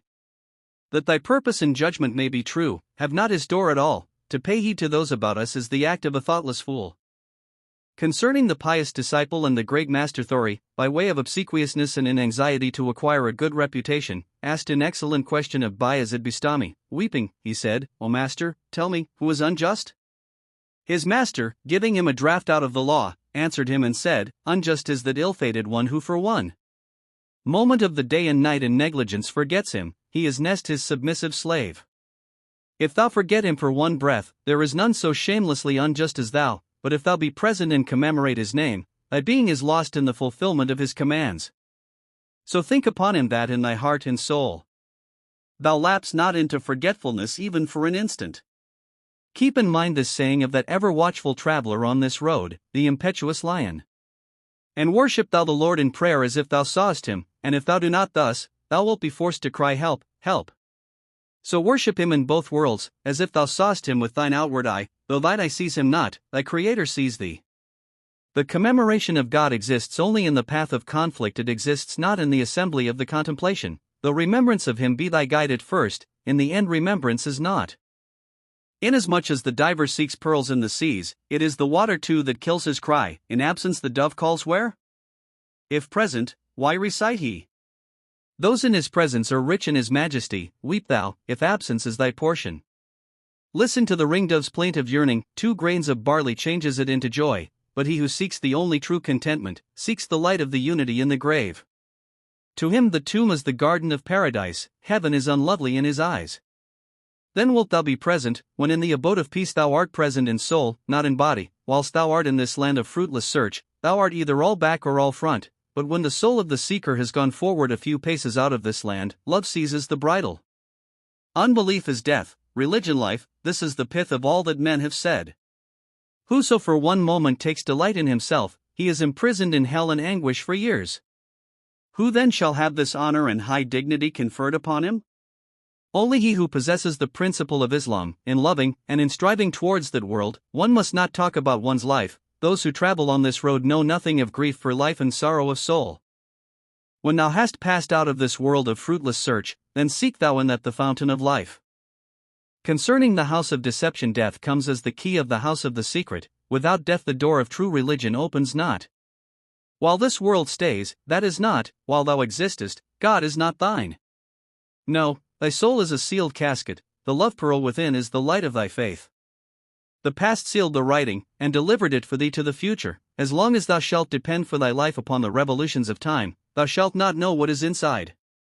Only the hand of death shall unloose the binding of the book, of God the exalted, the glorious. So long as the breath of man flies not from thee, the morning of thy true faith will not dawn in thy soul's east. Thou wilt not reach the door or the king's pavilion without experiencing the heat and cold of the world. At present thou knowest not of the invisible world, canst not distinguish faults from virtues. The things of that world are not those of sense, are not like the other things of wont. The soul reaches his presence, and is at rest, and what is crooked then is seen to be straight. When thou arrivest in the presence of the decree, the soul sets forth, and like a bird leaves its cage for the garden, the horse of religion becomes familiar with the verdant meadow. Whilst thou livest, true religion appears not, the night of thy death brings forth its day. On this subject a man of wisdom, whose words are as a mufti's decision, said, through desire and transgression men have gone to sleep, when death shows his face, they awake. All the people of this world are asleep, all are living in a vicious world. The desire that goes beyond this is use and custom, and not religion, for the religion which is only of this life is not religion, but empty trifling. To knock at the door of non-existence is religion, and fortune knocking little comes of being little. He who esteems of small account the substance of this world, say to him, look thou on Mustafa and Adam, and he who seeks for increase, say to him, look thou on Ad and on Karen. The foot of the one clave to his stirrup, the other lived pierced through with terror. The Eternal destroyed the foot of the one, remorse turned the hand of the other into a reed. The dire blast falls on Ad, the dust of execration is the abode of Karen. What harm is it, if from fear of misfortune thou sacrifice thyself like wild rue for the sake of virtue? Inflame not thy cheek before the men of the path, burn thyself, like wild rue. Thou hast the wisdom and religion of a fool if thou pretendest to eminence before God. Let not man weave a net about himself, rather the lion will break his cage. O thou, who art sated with thyself, that is hunger, and thou, who bendest double in penitence, that is prayer. When thou art freed from thine own body and soul, then thou findest isolation and eminence. Display not at all thy city in flaming countenance. When thou hast done so, go, burn wild rue. What is that beauty of thine? It is thy lust. And what is thy wild rue? It is thine own being. When thy lip touches the threshold of true religion, Jesus, Son of Mary, becomes thy sleeve. In this quest do thou melt thyself, adventure thy life and soul in the path of fidelity. Strive thou, that so through non-existence thou mayest pass to existence, that thou mayest be drunk with the wine of God. The ball and stick of the universe are in the hand of him whom true religion makes to live. When thy soul becomes drunk with this draught, thou hast reached the summit. From being not thou comest into existence. Every freed man of that place is a slave, bound by the foot, with a ring in his ear. But those bonds are better than the steed of fortune, but that ring is better than the striped garments of Arabia and a throne. The bonds that he imposes, account a crown, and if he gives thee sackcloth, reckon it brocade, for he bestows benefits, and he gives beauty. He is kind, and he is bounteous. Seeing that thou art needy, what dost thou with gladness, and what with cleverness, both bought with a price? Be glad in him, and clever in his religion, that thou mayest find acceptance and honor with him. That man is wise whom he lifts up, joyful is he whom he abandons not, and fortunate, who is his slave, approved by him in all his works. When thou hast cast these branches, and hast grappled with death, thou wilt no longer turn away from death, and shalt come to know the world of life. When thy hand reaches the branch of death, thy foot treads the palace of power. The foot which is far from the dome of right guidance is not a foot. It is a drunken brain. On giving thanks and gratitude's only seat is the door of sorrow. Thankfulness arrives with certainty at the treasure. Qur. 14:7 Utter thy thanks for the sake of increase, of the hidden world, and of the sight of God. Then when thou hast become patient of his decree, he will name thee giver of thanks. Whoso presses forwards towards God, speaks not without uttering his thanks to God. Who can tell the sweetness of giving thanks to him? Who can pierce the pearl of the celebration of his name? He bestows, and he gives the reward, he speaks, and he imparts the answer. Whatsoever he took away from thee of kindness or show of love, the same or more than that he gives back to thee. Qur. 2:100 If every hair became a tongue, and each an interpreter at thanksgiving's door to swell thereby his thanks, they could not utter do thanks for the divine grace of the power to give thanks. Then let men seek to give thanks for his mercies. If they utter them, it is even through him they do so, body and soul drunk with his decree, the heart singing, O Lord, thanks. And if not, then as far as regards the path of knowledge and prudence, woman and man, young and old, are blind of eye in the world of lust, are naked of body like ants and flies. On his wrath and his kindness the pious are those who give thanks for his kindness and mercy, the unbelievers those who complain of his wrath and jealousy. When God becomes angry, thou sayest in the eyes what is rightly in the spring. His wrath and his kindness, appearing in the newly formed world, are the cause of the error of the Ghibra and the doubt of the Magian. His kindness and his wrath are imprinted on the pulpit and the gallows. The rendering of thanks to him is the mansion of honor, and forgetfulness of him, of disgrace. His kindness is comfort for men's lives, his wrath a fire for their souls. His kindness rejoices the slave, his wrath makes man its mock. When the lamb of his kindness shows itself, the dell of fortune gains the victory. If the calf of his wrath rushes forth, it melts Mount Calf like silver. The whole world dreads his anger and his subtlety. The virtuous and the ungodly are alike in their terror. When his kindness mixes the draught of exhilaration, the shoe of the Sufi mounts to ecstasy. When his wrath comes forth again, ecstasy draws in its head like a tortoise. His wrath melts even his beloved, his kindness cherishes the beggar. He it is who nourishes thy soul in unbelief or in the faith, he who gives thy soul the power of choice. Thy life's soul lives through his kindness, for by his kindness thy life endures. By his disposing wrath and kindness he brings to life the dead, to death the living. His wisdom cares for the slave, his favor accomplishes our undertakings. When his wrath came forth in conflict, it killed the country's king by means of an impotent gnat. Then when he saddled the horse of kindness, he caused the food of worms to gather locusts. Through God he abode in wisdom and right counsel. The worms were silver, the locusts gold, and as in the midst of God's favor he suffered a proving trial, when again in favor he laughed at his misfortunes. When his wrath spreads the snare, he turns the form of Bilam into a dog. Qur. 7:174-5 When his kindness worked, he brought the dog of the companions of the cave into the cavern. The magicians through his kindness exclaimed no harm. Qur. 26:49-50 His wrath caused Azazel to say, I am better. Qur. 38:77 With God no good and no evil has power. With whom can it be said that there exists no one else in the world? No matter whether small or great, his wrath and his kindness reach everyone alike. Emperors humble themselves on his path, heroes bow down their heads at his door, kings are as dust before his door, pharaohs fly in terror from before him. By means of a Turkish demon, a slave just bought, he overthrew 100,000 standards of war, while yet he had no more than a couple of retainers. He folded up the carpet of a hungry band. If he says to the dead, come forth, the dead comes forth, dragging his winding sheet behind him, and if he says to the living, die, he dies on the spot, though he be a prince. The people are proud of heart through his kindness because of the respite he gives them they fear not at all, but whoso manifests presumption in his kingdom has broken away from the straight road. His poison shall be the sufficient food of the champions, his wrath an adequate bridle for the haughty. He has broken the necks of heroes by his wrath, to the weak he has given a double share of his kindness. The quickness of his forgiveness obliterates the marks of our pleading from the path of speech. He gives shelter to him who repents of his sin, and cleanses his pages of the crime. his forgiveness outruns the fault, my mercy outstrips is a wonderful saying. He is the giver of the soul, not, as we are, a creature to whom a soul is given. He holds up the veil, he does not tear it as we do. He is thy shepherd, and thou choosest the wolf, he invites thee, and thou remainest in want, he is thy guardian, and thou thyself carest not, O well done, thou senseless sinning fool. He reforms our nature within us, kinder than ourselves is he to us, mothers have not for their children such love as he bestows. The worthless he makes worthy by his kindness, from his servants he accepts thankfulness and patience as sufficient. His beneficence has shut the door of sense against the eye of wisdom and uprightness, and opened to it the path of the Spirit. Since his clemency has established thee, thou art secure against the plunderers, the mountain dweller ever escapes in the plain the affliction of the northeast wind. Though invisible to us, he knows our faults, his pardon can wash them away. His knowledge has concealed our imperfection, the secret thou hast not yet spoken, he has heard.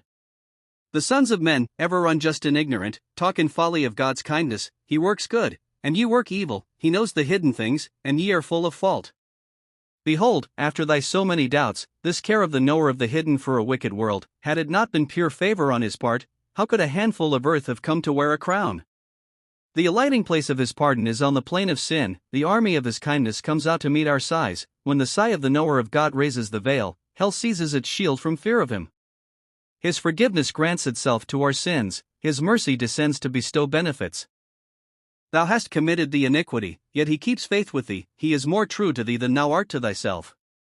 His bounty brought thee into activity, otherwise how could this market have been set up on earth? Whoso becomes non-existent, to him is given existence, whoso slips receives a helping hand. He it is who takes the hand of the friendless, and chooses weeds like us. Forasmuch as he is pure, he desires the pure, the knower of the hidden desires the dust. On his omniscience, and his knowledge of the minds of men he knows the draught of each of his creatures, he has given it, and he can give its opposite. He is the creator of thy wisdom, but his wisdom is untainted by the passage of thought. He knows concerning thee what is in thy heart, for he is the creator both of thy heart and of thy clay. Dost thou think that he knows as thou knowest? Then is the ass of thy nature stuck fast in thy clay. He sees what is best for his creatures before the desire is formed, he knows the mind before the secret thought exists. He knows what is in thy heart, before thou speakest he performs the work.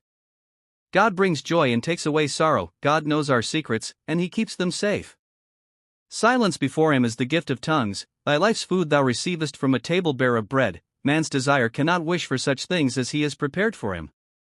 He knows the condition of his creatures, he sees it, and can give accordingly, he has prepared for thee thy place in paradise, that tomorrow thou mayest enter into joy. It is enough that he speaks, be thou dumb and speak not, it is enough that he seeks, remain thou a cripple, and run not to and fro. In presence of the power and omniscience of God, feebleness and ignorance are best, feebleness makes thee wise, weakness confers eminence on thee. Whoso can make existence non-existent, can also change non-existence into existence. He in his mercy arrests the rhythmical forces in the wombs for the due constituting and establishing of the offspring, and forasmuch as his inscrutability portrayed thy form, knowest thou not that thou canst not remain hidden? He knows thy case better than thyself, why frequentest thou the neighborhood of folly and deceit? Speak not of thy heart's sorrow, for he is speaking, seek thou not for him, for he is seeking. He perceives the touch of an ant's foot, though in night and darkness the ant move on a rock, if a stone moves in the dark night in the depth of the water, his knowledge sees it, if there be a worm in the heart of a rock, whose body is smaller than an atom, God by his knowledge knows its cry of praise, and its hidden secret. To thee he has given guidance in the path, to the worm he has given its sustenance in the rock. No soul has ever rested in patience apart from him, no understanding deceived him by its subtlety. He is ever aware of the minds of men, ponder thou this, and thy duty is fulfilled. If thou turn thy face from evil usage, thy mind shall preserve the true religion of Islam, but since thou choosest to hold false ideas of his clemency, thou shalt have no light, but hellfire in thy heart, for since thou wilt not take account of his knowledge, O man, cherish no hope of clemency from him. His omniscience kindles the lamp of the understanding, but his clemency teaches nature to sin. Were not his clemency a perpetual refuge, how could a servant dare to sin? If then thou committest to sin, that sin falls under one of two cases. If thou thinkest that God knows not, I say to thee, well done, O thoroughgoing infidel. And if thou thinkest that God knows, and still thou committest it, bravo, impudent one, and vile. Myself I acknowledge that no man knows thy secrets, God knows. God is not less than man, and I take it that if he hides this forgiveness from thee, is it not that his omniscience knows that it is thus with thee? Then turn from this vile conduct of thine, otherwise on the day of thy resurrection thou wilt forthwith see thyself drowning in the sea of thy shame. Concerning his beneficence, and verily he is the provider of provisions when he lays the table of its food before the creature, he provides a fare more ample than the eater's needs, life and days and daily food come to all from him, happiness and fortune are from him. He supplies the daily bread of each, nor seals the door of the storehouse, infidel and true believer, wretched and prosperous, to all their daily food and life renewed.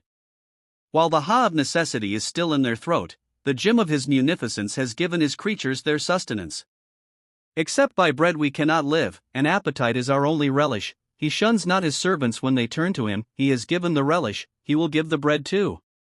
Thy bread and life are in the treasury of God, thou dost not hold, according to his word, that it is he. If thy daily bread be in China, thy horse of acquisition is ready saddled to bear thee speedily to it, or to bring it to thee whilst thou art sleeping. Has he not said to thee, I am thy sustainer, the knower of what is hidden and the knower of what is manifest, I gave life, I give the means of livelihood, whatsoever thou askest, I give forthwith? Know that, like the day, the matter of thy daily bread is well assured, for thy daily bread is a present which the day brings with it, forasmuch as the kindness of God is on thee, thou boldest thy life as a pledge for thy food. Take thought for thy life, and thou hast done the same for thy bread, loaf succeeds loaf as far as the edge of the grave. Hold firmly to this pledge, and eat thy bread, and when the pledge passes from thee, still shalt thou eat the food of life. Life without bread God gave to none, for life endures through bread, and when life quits the body, know for a certainty that now indeed sustenance has reached thee. The ignoble fear for their daily bread, the generous man does not eat his food warmed up a second time. The lion eats not his prey alone, when he is satisfied, he abandons the rest. It is for women to hoard up the old, to mend new sustenance with the new day. Thy daily bread is a charge on the all-knowing and all-powerful, be not angry against prince or minister, it comes from God's door, and not by teeth or throat or pipe. The lordship of a house is a lordship with sorrow, especially for him who has no wealth or treasure. The lordship of a house is all sorrow and desire, leave aside the house, and God is sufficient for thee. Let thy trust at all times be on God, rather than on mill and sack, for if the clouds give thee no water for a year, I foresee that thy affairs will be altogether ruined. A story: an old man put forth his head, and seeing his field dried up, I spoke thus, O Lord of both new and old, our food is in thy hands, do what thou wilt. The sustenance thou givest to fair and foul depends not on tears of cloud nor smiles of field. I will know thou art the uncaused sustainer, my life and my food, all comes from thee. Thy one is better than thousands of thousands, for thy little is not a little. A flame from him, and 100,000 stars appear, a drop from him, and 100,000 palm trees spring up. He who is in fear about his daily food is not a man, truly he is less than a woman. A story: hast thou not heard how in a rainless time some birds received their food from a Magian's door? Many Muslims spoke to him, and among them one clever and eloquent: though the little birds take your corn, yet this generosity of yours will not find acceptance. Said the Magian, if he does not choose me, still he sees my toil, since he himself is kind and generous, he does not think the same of niggardliness as of liberality. Jafar sacrificed his arm and his path, instead of arms God gave him wings. None shall discover thy work but God, truly nothing can happen to thee from men.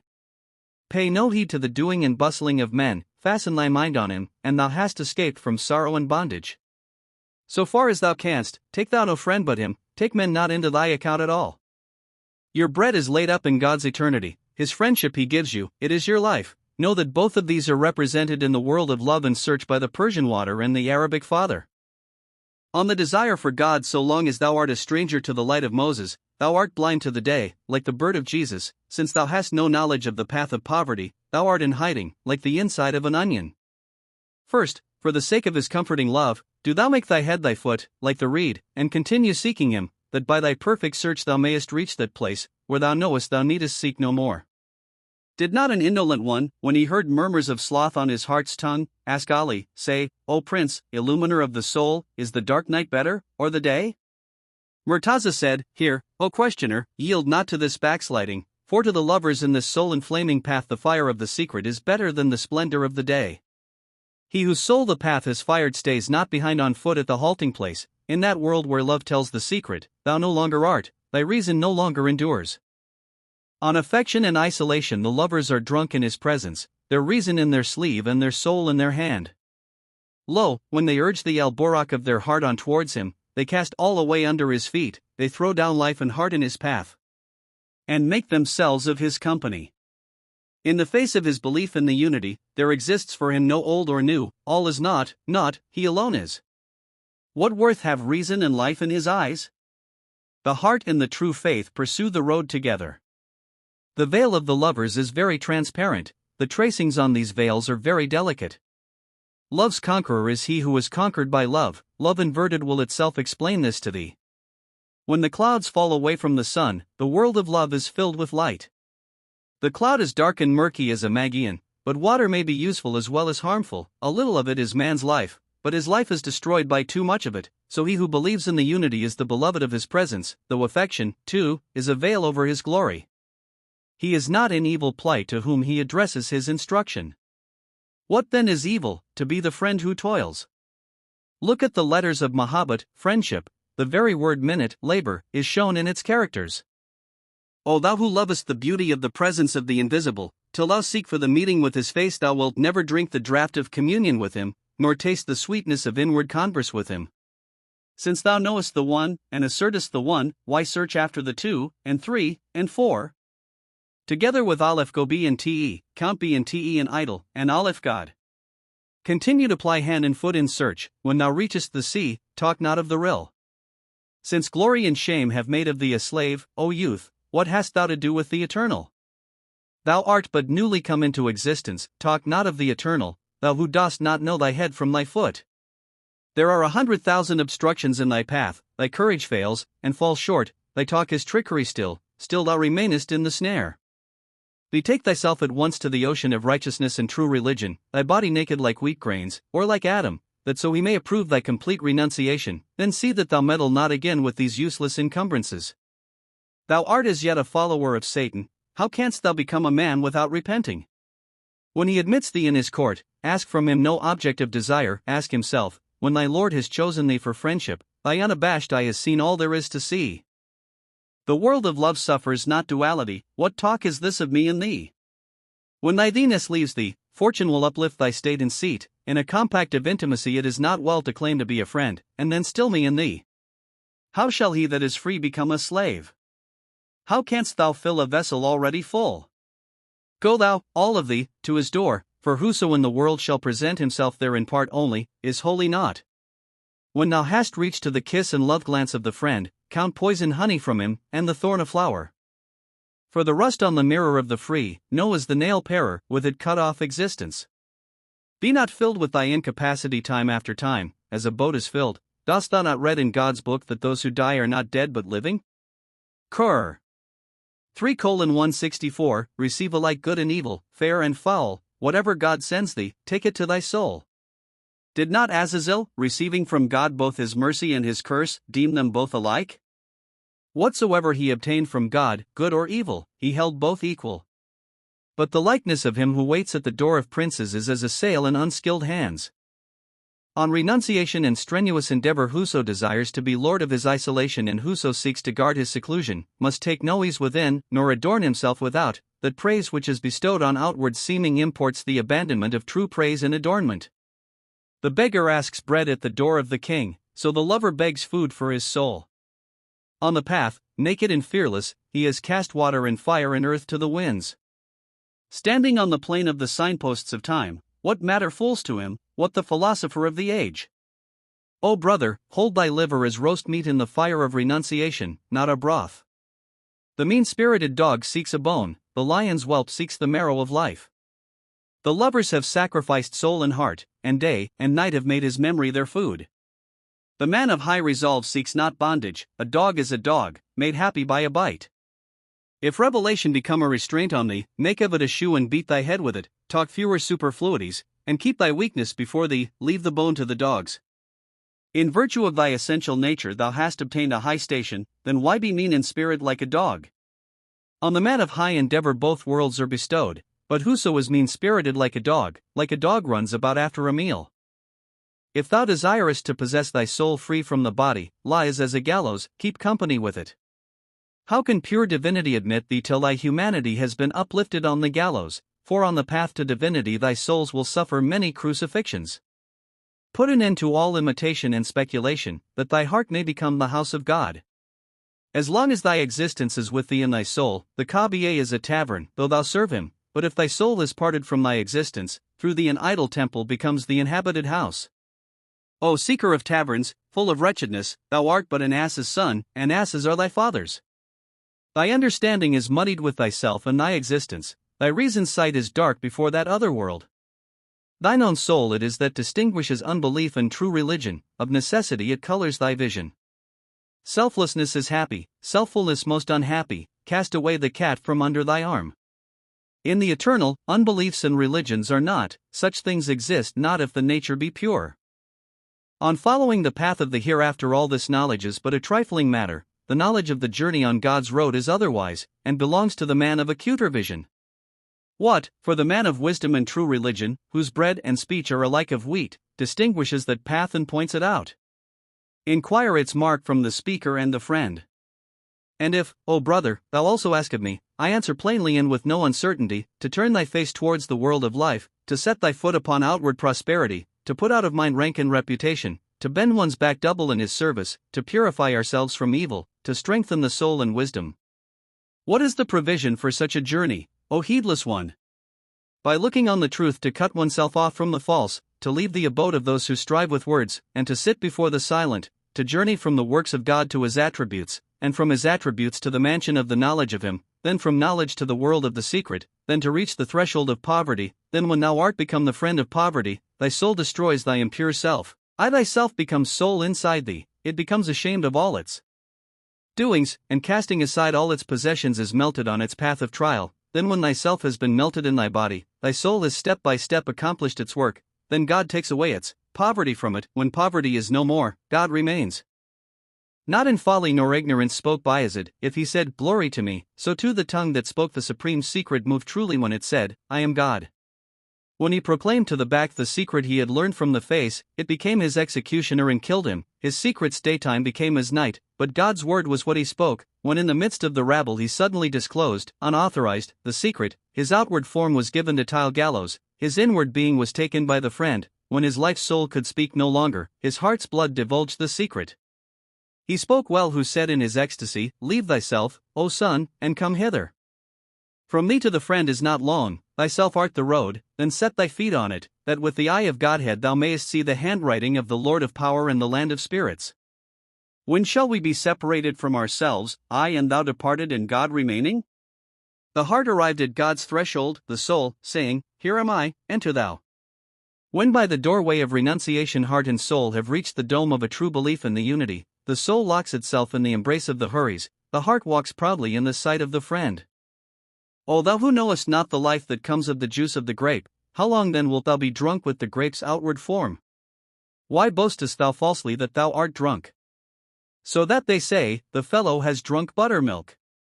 If thou drink wine, say not, the drinker of buttermilk too will guard his secret. Why seekest thou?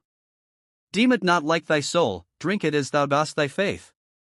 Thou knowest not what mas is in Persian, when thou hast eaten it, thou recognizest the taste.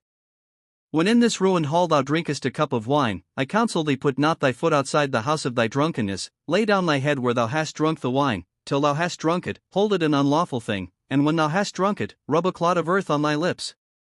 When with 100 pains thou hast twice drunk the dregs, I will say, Look at the man's courage.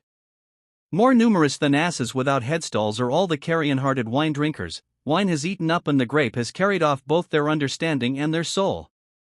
In this company of youths, in their cowardice no longer men, if thou speak not, thou remainest true, but if thou speak, thou blasphemest. How canst thou go forward?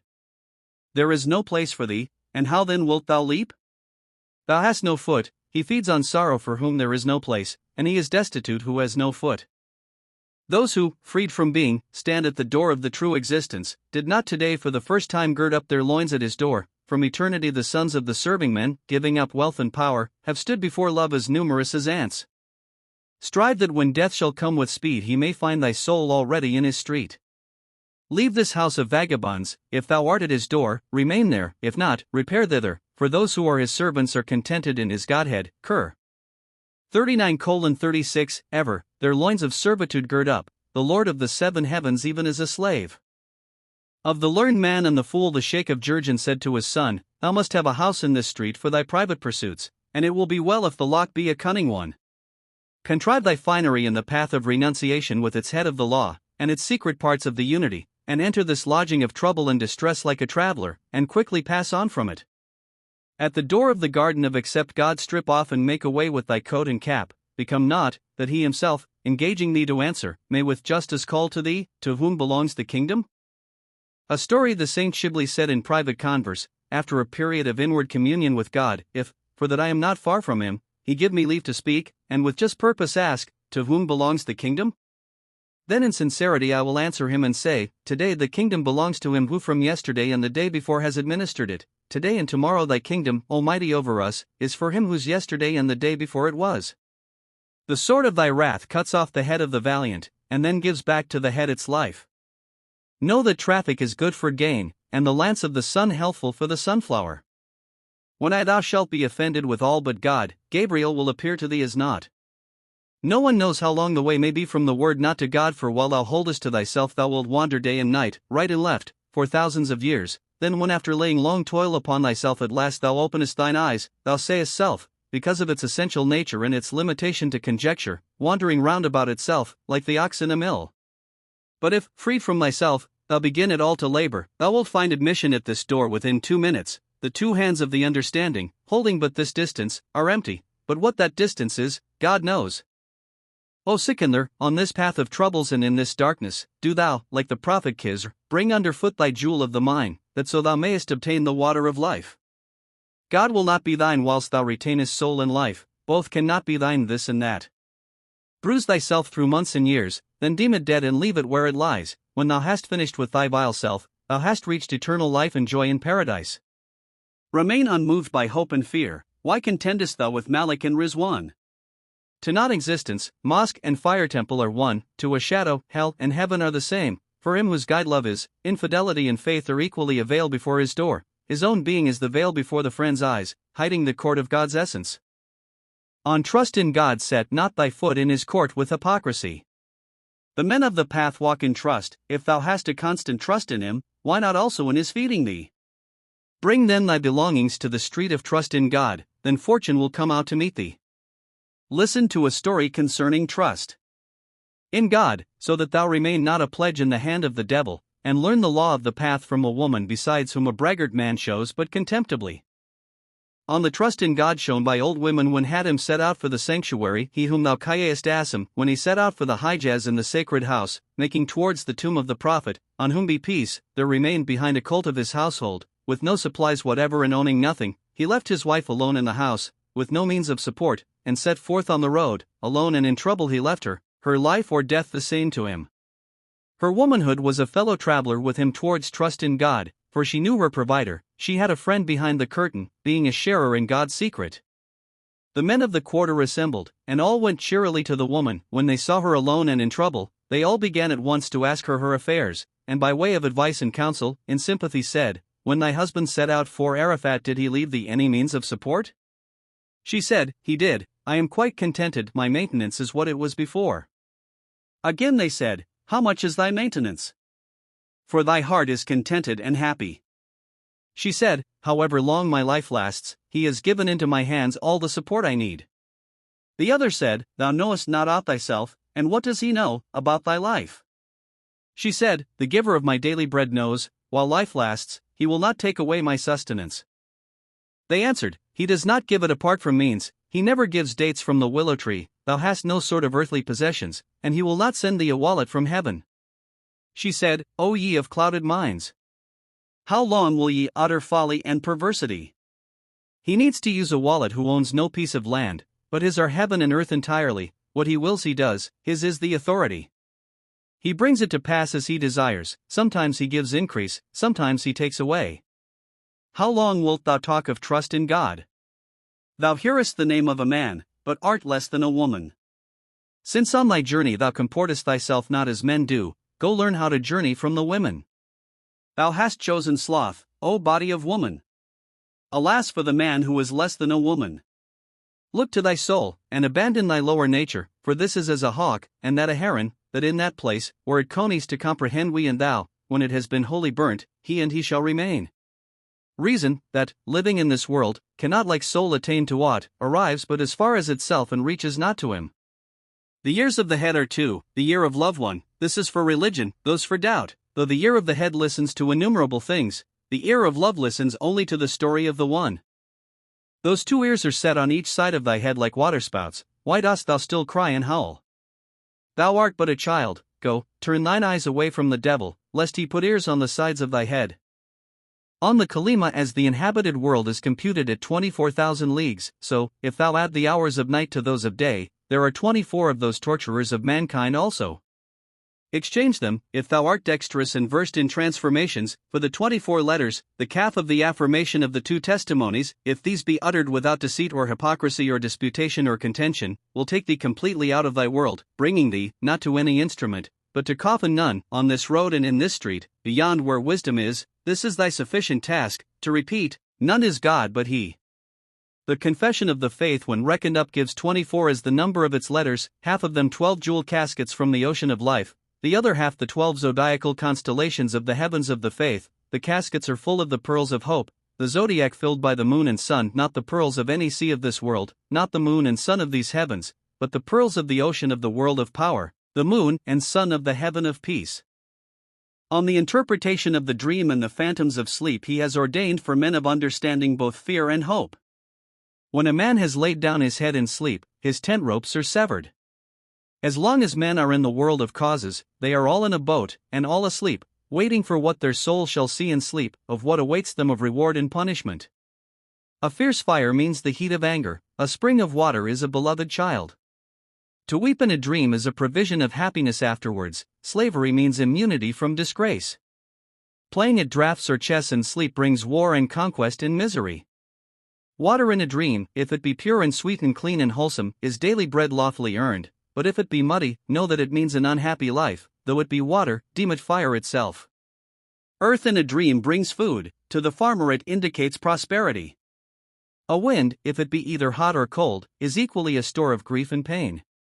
But if it be temperate to the skin it is grief to an enemy and joy to a friend. To give anything to the dead in a dream is loss of wealth and property. Laughter is anxiety and dangers, silence is affection for one's wealth. To drink water and have one's thirst increased is knowledge, for one is never satiated with it. And he who is naked in his dream falls into disgrace, like the drunken libertine. A drum in a dream, the secret leaks out, a trumpet in a dream results in a quarrel. Bonds and fetters area repentance of Nesu, to see a garden is food for the soul. Fruit in a dream is a stipend from the king, not at once, but at some future time, when the time comes for him to obtain it, the man who saw the dream will attain thereby to affluence. When a man sees his own hand outstretched, he will be of singular generosity and munificence, but if his hands be withdrawn, he will surround himself with an army by his stinginess. The hands are brother and sister, the left the girl, the right the boy, the fingers represent sons, the teeth refer to father and mother, daughters are represented by the breast and nipple. Hidden wealth and riches are shown as the belly, in a dream, the liver and heart are a store of wealth. The leg and knee are weariness and trouble. The brain is hidden wealth, the side a woman, for veil the skin drawn round her body. The organ of generation is a son, good or bad, ugly or fair, wretched or fortunate. To wash the hands is despair in regard to the matter in hand, to dance is impudence and deceit. Bathing drawers and can and implements of bathing all point to servants, and he who in his dream plays upon the lute will certainly marry in haste. To wrestle with another is to conquer and to harass, and he who takes medicine in his dream escapes from pain and sorrow and torment. Perfume in a dream is of two kinds, one meaning pleasure, the other nothing but affliction, the kind that is rubbed on brings pleasure, that which they scatter about, trouble. Since by smoke is meant an increase of trouble, such an one's comfort will be small compared with his distress. A sick man, and perfume, and a new coat, is bad, the bad that I represent to thee is good. To dance in a boat in a dream means danger from drowning, and brings wretchedness, but for one who is in prison, to dance is of good omen. Whoever sees blood running from his body will find that happiness is denied him, permitted him, however, if he does not see a wound, but otherwise, if a wound be there, his affairs will cause him heavy trouble, he will be captive in sorrow's hands. And if a woman dreams of menstruating, she will give birth to a dead child. If a sick man seeing meat in a dream, eats of it, hope not for his recovery. To dream of drunkenness and madness from drinking wine, if it be Arabian wine, is bad, if Persian, deem it a livelihood, honor, and good fortune. Milk in a dream is profit from one's possessions, and ample and lawful subsistence. On dreams of vessels and garments, an old garment is grief and sorrow, a new garment is great wealth, best of all is a garment that is closely woven, so my master told me. For women, a garment of many colors is a cause of joy and happiness and honor. A red garment brings gladness and the unrestricted enjoyment of a lasting good fortune. The garment of fear is black, if yellow, it is pain and trouble and sighing, blue clothes are grief, a sorrow heavier than a mountain on the heart. Mantle and cloak are beauty, purse and moneybag are a source of riches. A ladder will result in a journey, but one full of danger for the man. A millstone is a trusty man, the chosen one of a house. A snare in a dream is a block in the business in hand. A mirror is a woman, be well on thy guard. Captivity is plainly shown thee by a lock, so by a key thou obtainest thy release. On dreams of handicraftsmen a cook means great riches, just as a butcher means that one's affairs are ruined. A physician is pain and sickness, especially to one who is wretched and needy. The tailor is the man in virtue of whom troubles and affliction are all changed to good fortune. A bootmaker and shoemaker and cobbler are among the heritages of one who will possess a secret. A draper, a goldsmith, and a druggist mean a successful undertaking and great wealth. A vintner, a musician, and a dancer bring joy and gladness, a horse doctor and horsebreaker and oculist point like a fingerpost to ruin. To see a hunter in a dream brings trickery and deceit into one's path. A maker of swords indicates affliction, so too an arrow maker, preparing arrows. A water carrier, a potter, and a porter, all three are to be considered as indicating wealth. On dreams of beasts an ass is a servant, but a lazy one, who refuses to work. A horse, O thou of unparalleled wisdom, is a woman, both are suitable possessions for a man. A mule is bad for him whose wife is pregnant, a child will not be born to him. A journey comes to thee in a dream as a camel, a terrible journey, grievous and painful. A cow points to a year of plenty, the owl grows arrogant before the king. On dreams of wild animals a lion is a powerful and haughty adversary whose actions show no regard for humanity. An elephant is a king, but a terrible one, whose rage is feared by all. Fortune and wealth come before thee as a sheep, a year of plenty demands the same sign. A goat signifies men mean and base by nature, clamorous, full of wickedness in their actions. A bustard is in every way advantageous, this is no more than my master's words. The deer, O aged in wisdom, rather receives its interpretation from the women's apartments. The leopard, of evil deeds, represents an enemy perfidious in his dealings, the tiger also is considered to be an enemy, so they relate in the book. The bear is a treacherous adversary, and a robber, no one will come by any good from seeing him. A hunting leopard and hyena and wolf and fox are enemies, evil disposed every one of them.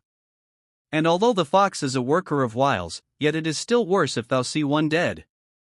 Every snake is a rancorous enemy, but again it is worse for thee if it makes towards thee.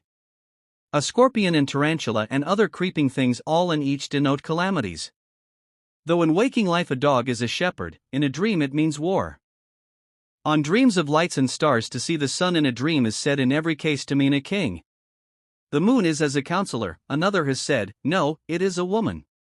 The globe of Mars or Saturn in a dream brings trial and grief and torment, Mercury represents a writer, Jupiter comes as a treasurer and minister of state, Venus is the origin of joy, of pleasure, of desire, and of ease.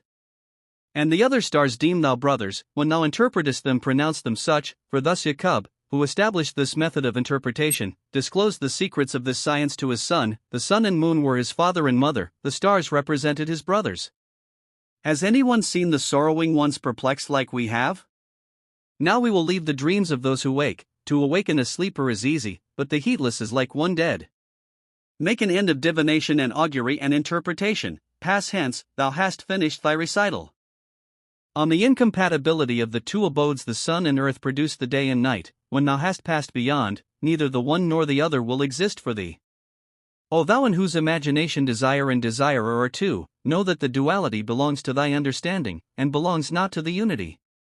Since in the presence of one such as he all things are one, if thou wilt listen to my words, then seek not thou duality, know that in duality is pain and opposition, in unity Rustum and a catamite are alike. Till on the battlefield of purity and in the court of the soul, standing above thy life and treading on thy earthly body, thou cast away thy sword, thou wilt not become a shield, till thou lay aside the crown thou wilt not become a leader. So long as thy soul is a slave to the crown, thy acts will ever be wrong. When thou no longer heedest crown and zone, then art thou chief over the chiefs of the age. To abandon the world is to mount the horse of God's favor, its repudiation is the establishment of pure truth. The death of the soul is the destruction of life, the death of the life is salvation for the soul.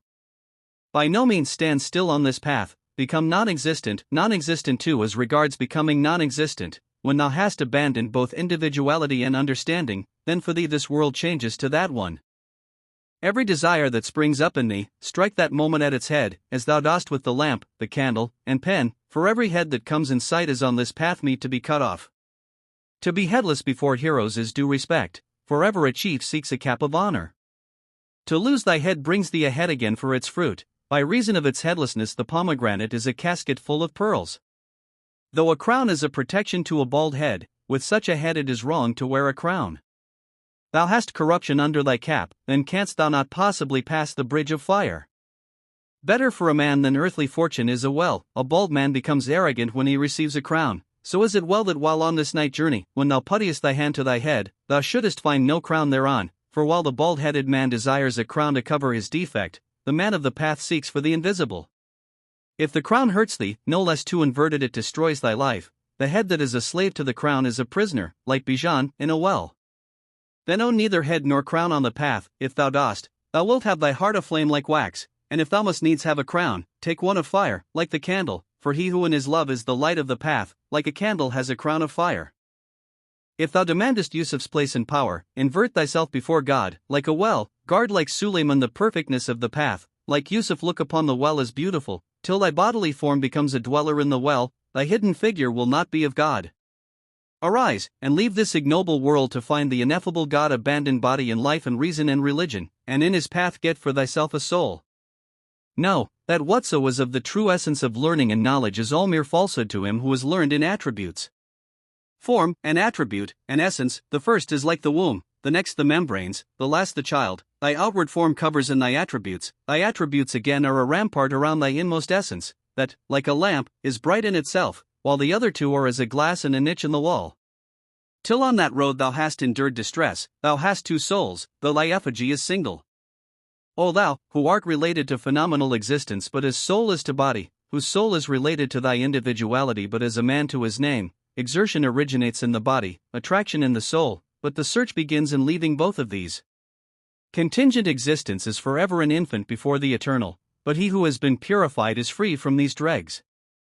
So long as the race of man endures, there are two mansions prepared for him, this, for pain and want, that one, for blessing and delight. While earth is the habitation of the sons of men, the tent of their daily supplies is erected over them, esteem then this earth a guesthouse, but count man the master of a family, though till he has suffered pain on this dust heap he will not reach the treasure of that mansion.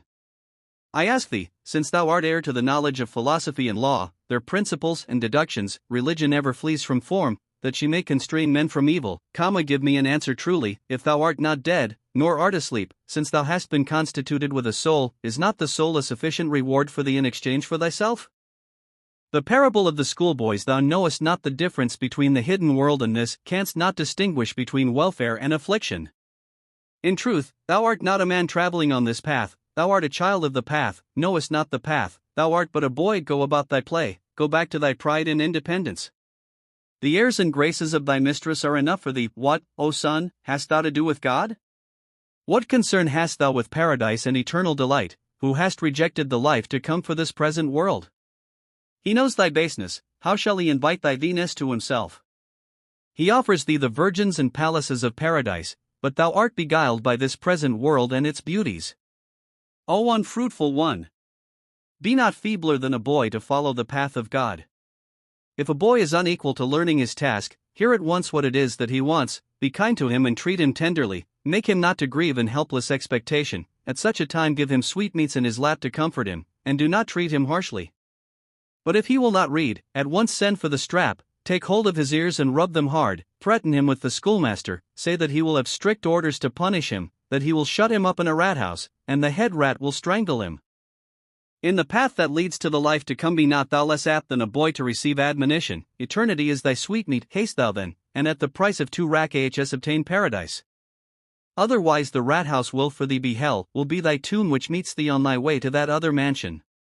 Go to the writing school of the prophets for a time, choose not for thyself this folly, this affliction.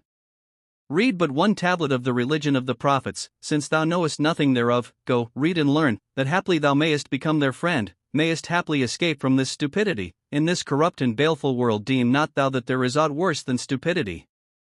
On striving in God's path if thou wouldst possess the pearl, O man, leave the barren waste and wander by the sea, and if thou obtainest not from the sea its pellucid pearl, at least thou shalt find that thou hast not failed to reach the water. Strive in God's path, O soldier, if thou hast no ambition, thou shalt have no honor, saddle and get ready thy horse for the journey to the court of the blessed. The man who disowns in shame the dust and water of his being rides on the air like fire, crown not thy head with the heavens, so mayest thou receive the diadem from Gabriel, thine shall be the angel's crown, while the crown of the firmament shall be cast down. The true believer ever labors, for merely to hint at labor is a sick man's prayer. What knowest thou of contempt of life, having no will to show thyself a warrior? When thou hast laid low the head of pride, then hast thou prostrated thyself before the door of the search, the heart's cabinet has become God's dwelling place. But the dog's ambition extends only to its bone. On charity and gifts whatsoever thou hast, relinquish it for the sake of God, for charity is the greater marvel when it comes from beggars. Bestow thy life and soul, for the endeavor of the poor is the best gift of mortal clay. The prince and chief of the family of the cloak was honored by the Surat. Does there not come such regard he found with God from those 3 poor barley cakes? Of the story of Qays ibn Asim when the command of who is there that will lend, Cur 2:246, came down from God to the prophet, everyone brought before the prince what he could lay hands on, not disobeying, gems and gold, cattle and slaves and goods, whatever they possessed at the time. Qays ibn Asim was a poor man, for he sought no worldly gain. He went into his house, and spoke with his family, concealing nothing of what he had heard. Such a verse has been revealed today, rise, and do not make me burn in waiting, bring whatever is to be had in the house, that I may present it before the prince. His wife said, there is nothing in the house, you are not a stranger here. Said he, seek at least for something, whatever you find, bring it to me quickly. She went and long searched the house, to see if by chance something would turn up, and found in the house a measure of dates, bad ones, and dried up, not fit for food, which she straightway brought to Qays, saying, we have nothing more than this. Qays put the dates in his sleeve, and brought them joyfully before the prophet. When, not meaning a jest, but in all seriousness, he entered the mosque, one of the hypocrites said to him, bring it in, come, present quickly what thou hast brought. Are they jewels, or gold, or silver, these valuables that thou art entrusting to the prince? At this speech Qays suddenly became ashamed. Look now what was the outcome. He went into a corner and sat down sorrowing, folding his hands together in shame. Gabriel the trusty came from the sidra tree and said, O Lord of time and earth, do not keep the man waiting, and deem not contemptible what he has brought. He acquainted Mustafa with the matter, and, those who defamed the willing ones, Cur 9 hours 80 minutes, was thereupon revealed. The angel world came and looked on how they watched the man. An earthquake fell upon the angel world, no place of rest, no place of peace. God Most High thus speaks, and in his kindness seeks out Qays' heart, O exalted, and O chosen is my prophet, accept forthwith this much from Qays, for before me these poor dates show better than the others gold and gems.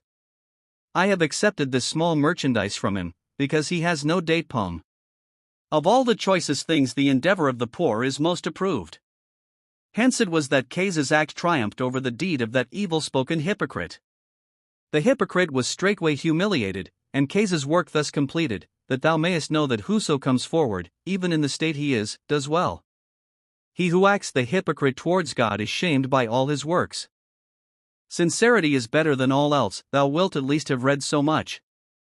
An alms of a single dirham from the hand of a darwish is more than 1,000 dirhams of the wealthy, forasmuch as the darwish's heart is sore, the alms he gives from his sore heart is greater than the others. See the rich man, how his soul is dark and clouded, like his clay, the darwish's clay is forever pure, his soul is imperishable essence of gold. Hear what God's bounty is said, but to whom shall I tell it? For no one bears me company, to the King of kings and Lord of, but for thee he said, nor let thine eyes be turned from them. Qur. 1826.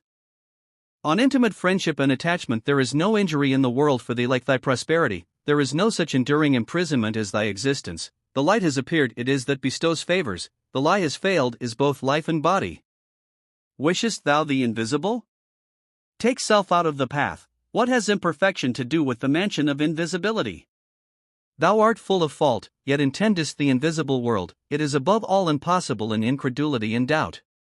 The chains of thy selfhood will not fall from the 2 feet of thy nature under the compulsion of thy folly. When thy being appears to thee as a veil, thy understanding will have fallen under thy anger. Abandon talk, and bid farewell to thy lower self. If thou canst not, then turn thy 2 eyes into rivers, day and night in thy separation from God grieve over thy understanding, no longer employ it to meditate evil, free it from this tether, then has thy task become easy for thee. When thou findest thy sustenance in the soul, thou wilt look out on the land from the window of the angel world. How long wilt thou say, what is the arriving? In the path of religion what is it to be chosen? Lay bonds upon thyself, then wilt thou be chosen, plant thy foot upon thy head, then wilt thou have arrived. As long as thou art a biter, thou art not chosen, whilst thou inclinest to this world, thou hast not arrived. How shall a true son of Adam be such a biter as thou, or how shall devil or wild beast rend as thou dost? Thou art ever heedless and arrogant, a beast of prey and a devil, far removed from man's estate, like a tiger ever malevolent, the people of the world in distress through thy evil disposition. Upon this high road of debasement thou wilt attain to self, thou wilt not attain to him. The Kifin has given forth but one verse about the Sufi. What has love to do with the decision of Qurayshite or Kifin, or the Sufi and his love with? Further, it is in the tradition, with negation and affirmation, and it is lawful and it is not lawful. The Sufis have lifted up their hands, and for yes have substituted no. The earth scatterers in the bridal chamber of his affection, and those who sit by the road which leads to the cell of his sanctity, all are moonbright signs on the curtain of jealousy, immersed in tears from foot to head, all are recipients of his clemency, all captive to the knowledge of him. Lay down thy burden of self, that so thou mayest become the beloved of every street. The pure eye sees the purity of religion, when the eye is pure, it sees purely. Those who are not steadfast in him are covered with dust, those who wear his crown are kings indeed. Take off thy head this many-colored cloak, hold to a garment of one color, like Isa, Jesus, that like him thou mayest walk upon the water, and make of sun and moon thy fellow travelers. Take all of self away from thyself, and then with that same breath speak the story of Adam. Till thyself becomes small as an atom to thee, thou canst not possibly reach that place, that desire will never harmonize with self, rise, and without thyself pursue thy path. He who is indifferent to the world finds a kingdom that shall not wane. Qur. 20:118. There was an old ascetic in Basra, none in that age so devout as he. He said, I rise every morning determined to fly from this vile self. My self says to me, come, old man, what wilt thou eat this morning? Make some preparation, come, tell me what I am to eat. I tell him, death, and leave the subject. Then my self says to me, what shall I put on? I say, the winding sheet. Then he questions me, and makes most absurd requests, such as, O thou of blind heart, where dost thou wish to go? I say to him, silence. To the graveside, so that perhaps while in rebellion against myself may draw a breath in freedom from the fear of the night watchman. Honor to him who contemns self, and does not permit it to stand before him. On the asceticism of the ascetic, an ascetic fled from amongst his people, and went to the top of a mountain, where he built a cell. One day by chance a sage, a learned man, wise and able, passed by and saw the ascetic, so holy and devout. Said he, poor wretch! Why hast thou made thy dwelling and habitation and home upon this height? The ascetic said, the people of this world have been clean destroyed in their pursuit of it, the hawk of the world is on the wing, calling aloud in every country, he speaks with eloquent tongue, seeking his prey throughout the world, ever calling on its people afflicted and parted from their Lord. Woe to him who fears me not, who shows no anxiety to seek me. Let it not happen as in Fustat few birds and hawks in plenty. On the love of the world and the manner of the people of it there is a great city within the borders of Rum, where a large number of hawks have made their home. Fustat is the name of that city of renown, it extends to the borders of Dinyat. Within it no house sparrows fly, for the hawks hunt them through the air and leave no birds inside that city, for they devour them within an hour. The times are now become like fussed at, the wise are like the birds, despised and helpless. I have hidden myself upon this height to be at peace from the evil of the world. The sage said, Who lives here with thee? How farest thou on this hilltop? Said the ascetic, Myself is in this house with me by day and night. The sage said, Then hast thou accomplished nothing, O fool, to follow the path of asceticism. The ascetic said, They have fixed myself within me, and sold me into his hands. I cannot separate myself from him. What means of escape could I contrive? Said that worthy philosopher to the ascetic, Thyself instructs thee in evil deeds. The ascetic said, I have come to know myself, and so I am able to get on with him. He is a sick man, and I am as it were his physician. Day and night I look after him and am busy treating him, for he keeps saying he is indisposed. Sometimes I determine to bleed him, and open the vein before his eyes. As the blood spouts out, he subsides, and the bleeding calms him. Sometimes I give him a purge to clear out his distempers, and his love of the world, and hatred, and rancor, and envy, and treachery, and deceit are expelled from his body. On taking it he thrusts aside his natural inclinations and shuts the door of desire against himself. Sometimes I forbid him to indulge his appetites, that haply he may relinquish pleasure. I feed him on 2 beans, and make the room like a tomb upon him. Sometimes I put myself to sleep, and then in haste make 1 or 2 obeisances, but even before he awakes from his sleep he clings to me like a sick man, and when I have got through 1 or 2 obeisances without him, then myself wakes up. On hearing these words the sage tore his garments one by one upon his body and said, How excellent art thou, O ascetic! May God bless thy life, thou pious man! Such words are granted, but to thee, thy wealth is not less than the kingdom of Jam. That which thou possessest today is adornment, and what thou mayest have tomorrow, impurity. He is not stained who leaves his sins, from whom in sorrow a sigh of alas arises. A woman nimbly adorns her eyebrows and her ringlets for a feast. In 3 prisons, deceit and hatred and envy, thou hast made thy understanding captive to thy body. The 5 senses, having their origin in the 4 elements, are the 5 talebearers of these 3 prisons.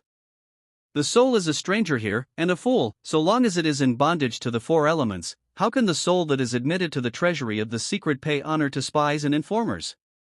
But here wisdom empties the quiver, for persistence in one's purpose is useless at the Kaaba. Haply a fool at the Kaaba will hear much philosophy about the direction of the Qibla, but at the Kaaba whoso should strive even till he died would but take fresh cumin seed to Kerman. His tongue the tongueless speak, some mark of him those seek who have no mark. Cast in the fire all else besides the friend, then raise thy head from out the water of love. On the journey from this life to the next the slave has no ally in what he does of right or infamy. Surrender not thy heart and thy desire to the companionship of men, cut thyself off from them, lest they cut thy throat.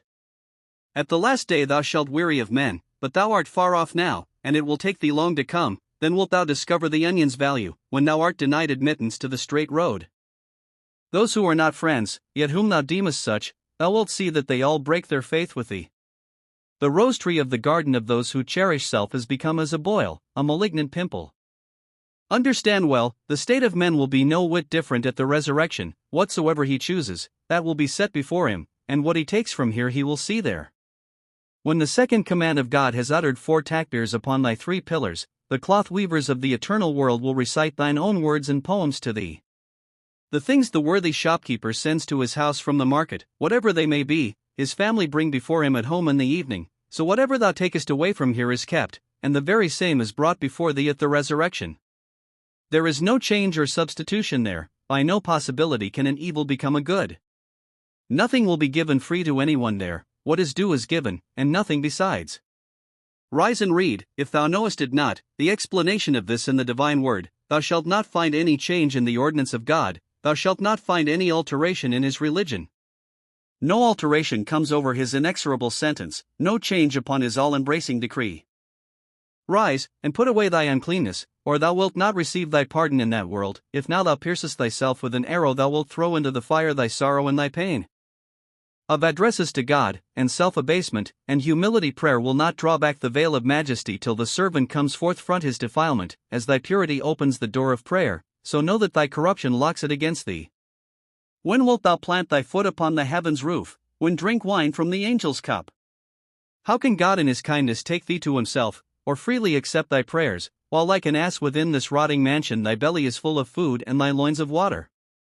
How wilt thou ever see the Lord of the divine law, thy lower part sunk in the water and thy nose in heaven?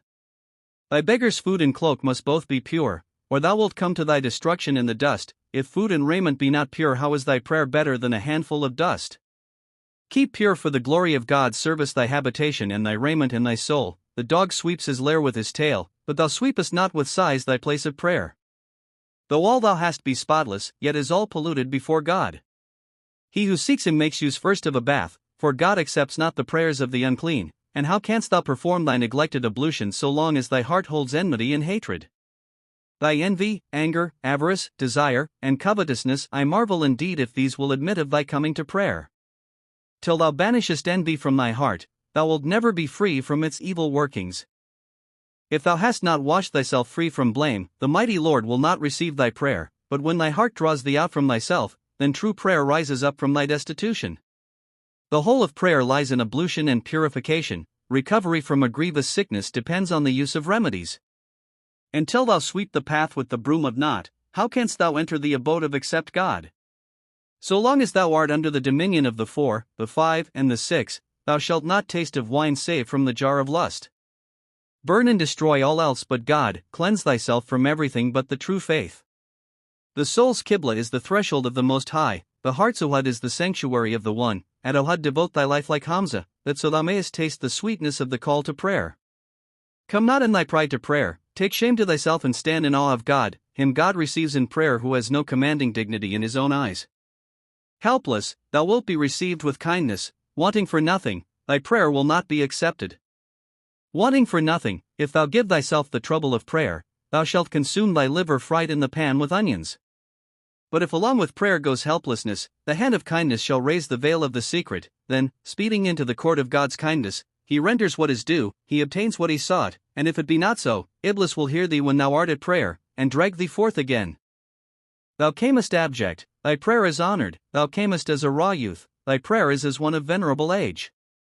Know, that the 17 rak'ahs of prayer given forth from the soul's heart are a kingdom of 18,000 worlds. A kingdom of 18,000 worlds belongs to him who performs the 17 rak'ahs, and say not that this reckoning is too small, for 17 is not far from 18.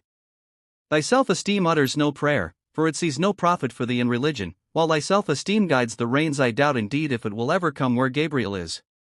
Thy prayer will not admit thee to God if thou hast not purified thyself in indigence. Thy purification ties in lowliness and selflessness, thy atonement in the slaughter of thyself, and when thou hast slain thyself upon the path, God's favor will quickly manifest itself. Come in thy poverty if thou wouldst find admission, and if thou do not so, then thou wilt quickly find thyself trebly divorced, for the prayer that is received into his presence has no concern with the pollution of worldly glory. When death drags forth thy life, then from thy indigence there springs true prayer. When thy body has gone to the dust and spirit to the skies, then mayst thou see thy soul engaged, as angels are, in prayer. On the participation of the heart in prayer at the battle of Ohad Ali the prince, the impetuous lion, received a grievous wound. The head of the arrow remained in his foot, and he knew that it was necessary to take it out, this being the only cure for him. As soon as the surgeon saw it, he said, "We must cut it open with a knife. To find the arrowhead, a key must be applied to the closed wound." But Ali had no strength to bear the insertion of the forceps. "Let it alone," said he, "till the time of prayer." So when he was engaged in prayer, his surgeon gently took out the arrowhead from his limb, bringing it clear away while Ali was unconscious of any suffering or pain. Oh, when Ali ceased from prayer, "He whom God called friend," he said, "my pain is less." "How is that? And why is there all this blood where I have been praying?" Hussein, the glory of the world, splendid above all the children of Mustafa, answered him, "When thou enteredst into prayer, thou wentest up to God, and the surgeon took out the arrowhead before thou hadst finished thy prayer." Said the lion, "By the most great Creator, I knew nothing of the pain of it." O thou, who art well known for thy prayers, who art commended before men for thy piety, pray in this wise and discern the interpretation of the story, or else rise, and cease vainly to wag thy beard. When thou enterest into prayer in sincerity, thou wilt come forth from prayer with all thy desire obtained, but if without sincerity thou offer 100 salutations, thou art still a bungler, thy work a failure. One salutation is the same as 201 prostration, and sincerity is worth thy standing erect 100 times, for the prayer that is mere matter of custom is dust that is scattered by the wind. The prayers that reach God's court are those that the soul prays. The mere mimic is ever a mendicant, praying unworthily, without intelligence, since he chooses the path of folly. For on this path prayer of the Spirit is of more account than barren mimicry. When thou criest on God, bring supplication meet for him, that his good pleasure may receive thee. From time to time, divided from the real and bound up in the phenomenal, thou comest to pray the obligatory prayers, calling not on God, without self-abasement, without humility, thou carelessly performest a rak'ah or two. Thou deemest it prayer, I marvel if thou art listened to at all. Thou comest before God in thy pride, how shall God hear thee when thou criest? Let thy prayer be free from self, and he will accept it as pure. If it be smirched with self, he will not receive it. The message that the tongue of anguish utters is an envoy from this world of men to him. When it is thy helplessness that sends the messenger, thy cry is, O Lord, and his is, Here am I. As a proud lord marches to the arms of his servants and slaves, so thou layest the load of obligation on him. I am thy friend, sayest thou, honor be mine. Thou deemest thyself a friend, not a slave. Is this the manner of a man of wisdom? Better were it, O son, that thou offer not such service to him. Go, strive not with him. Without right guidance man is less than a beast. Whoso is without guidance labors in vain. Have done with this service, thou fool. Never again call thyself a slave. If thou wert mighty in the world, thou wouldst say what Pharaoh did, every word. Who in his surpassing fatuity, and his supreme insolence and folly, averse from service and submission, drew aside the veil from before his deeds, saying, I am greater than the kings, I am above the princes of the world. All have this insolence and pride. Pharaoh's words are instinct in everyone, but daring not through fear to utter their secret, they hide it away even from themselves. On failure to pray aright, Shuaib al-Ubay was a leader in religion whom everyone used to praise, one who rose in the night and fasted continually, one who was distinguished in that age for his asceticism. He betook himself from the city to a cell on the mountain, and made his escape from pain and sorrow.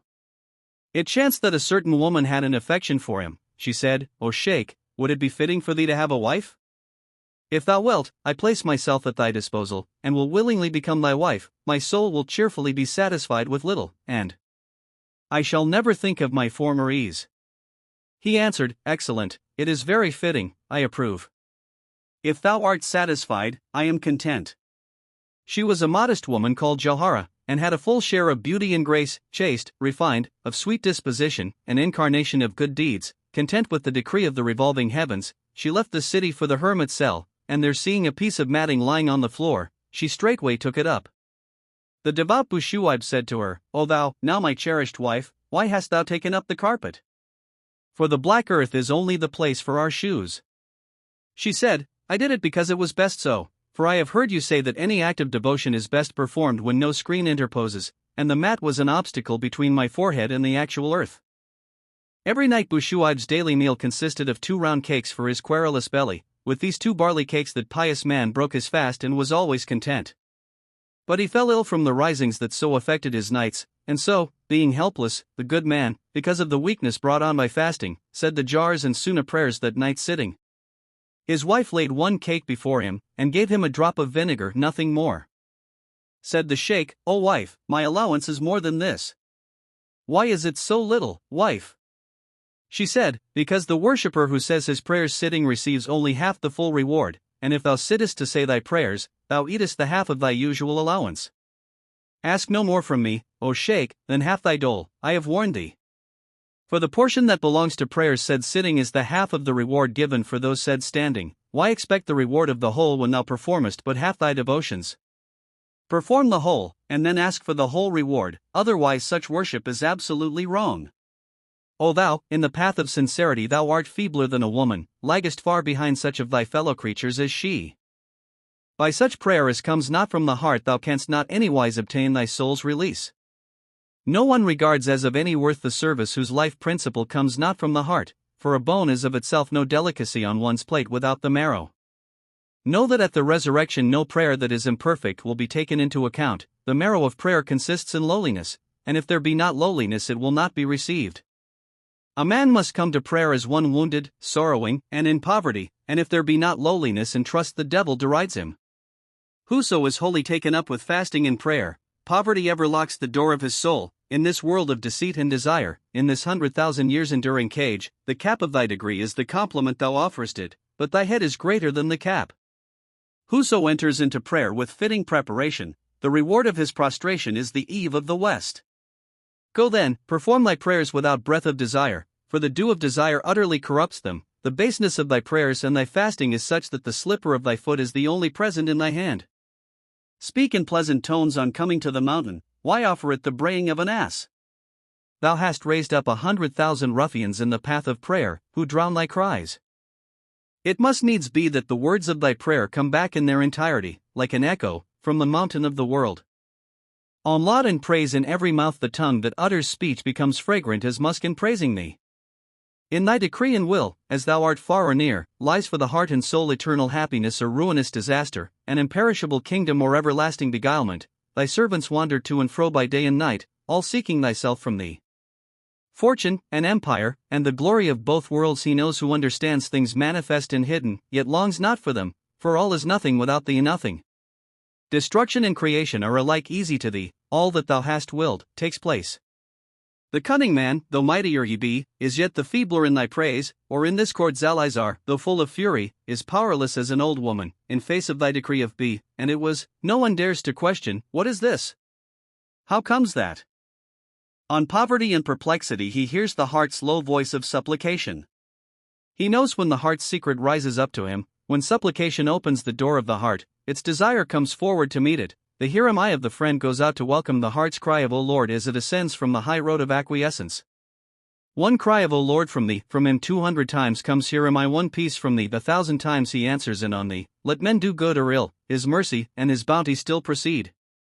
Poverty is an ornament in his court, thou bringest thy worldly stock in trade and its profits as a present, but thy long grief is what he will accept, his abundance will receive thy neediness.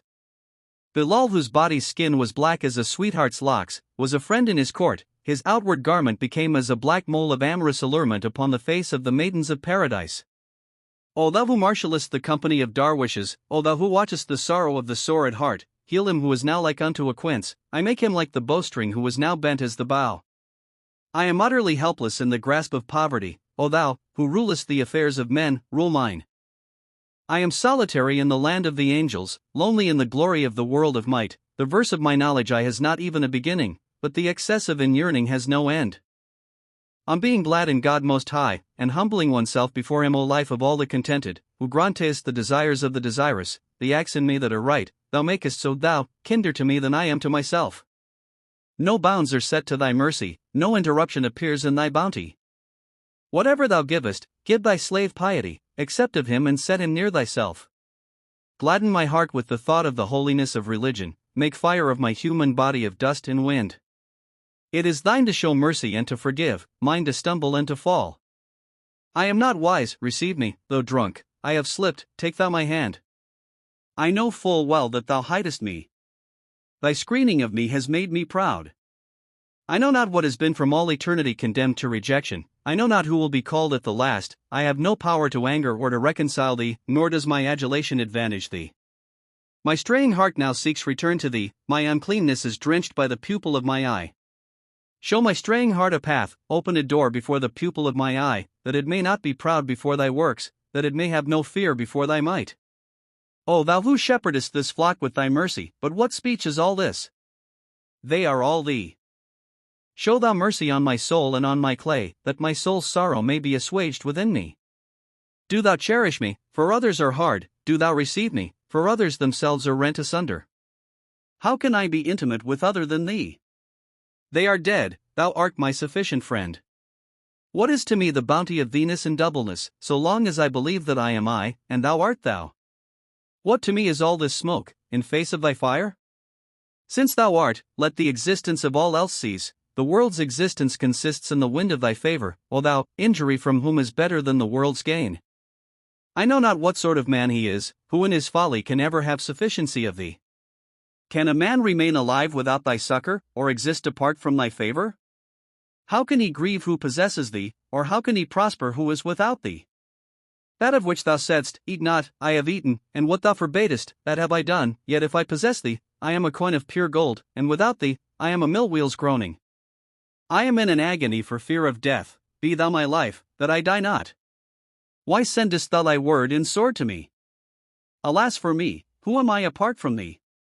If thou receive me, O thou dependent on no cause, what matters the good or ill of a handful of dust? This is the dust's high honor, that its speech should be in praise of thee. Thy glory has taken away the dust's dishonor, has exalted its head even to the throne. Hadst thou not given the word of permission, who, for that he is so far from thee, could utter thy name? Mankind would not have dared to praise thee in their imperfect speech. What is to be found in our reason or our drunkenness? For we are not, nor have we an existence. Though we be full of self, purify us from our sins, by some way of deliverance save me from destruction. In presence of thy decree, though I be wisdom's self, yet who am I that I should count as either good or evil? My evil becomes good when thou acceptest it, my good, evil when thou refusest it. O thou art all, O Lord, both my good and ill, and, wonderful to say, no ill comes from thee. Only an evildoer commits evil, thou canst only be described as altogether good, thou willest good for thy servants continually, but the servants themselves know not of thee. Within this veil of passion and desire our ignorance can only ask for pardon at the hands of thy omniscience. If we have behaved like dogs in our duty, thou hast found no tigerishness in us, then pass over our offense. As we stand, awaiting the fulfillment of thy promised kindness at the bountiful door of the court of thy generosity, on thy side all is abundance, the falling short is in our works.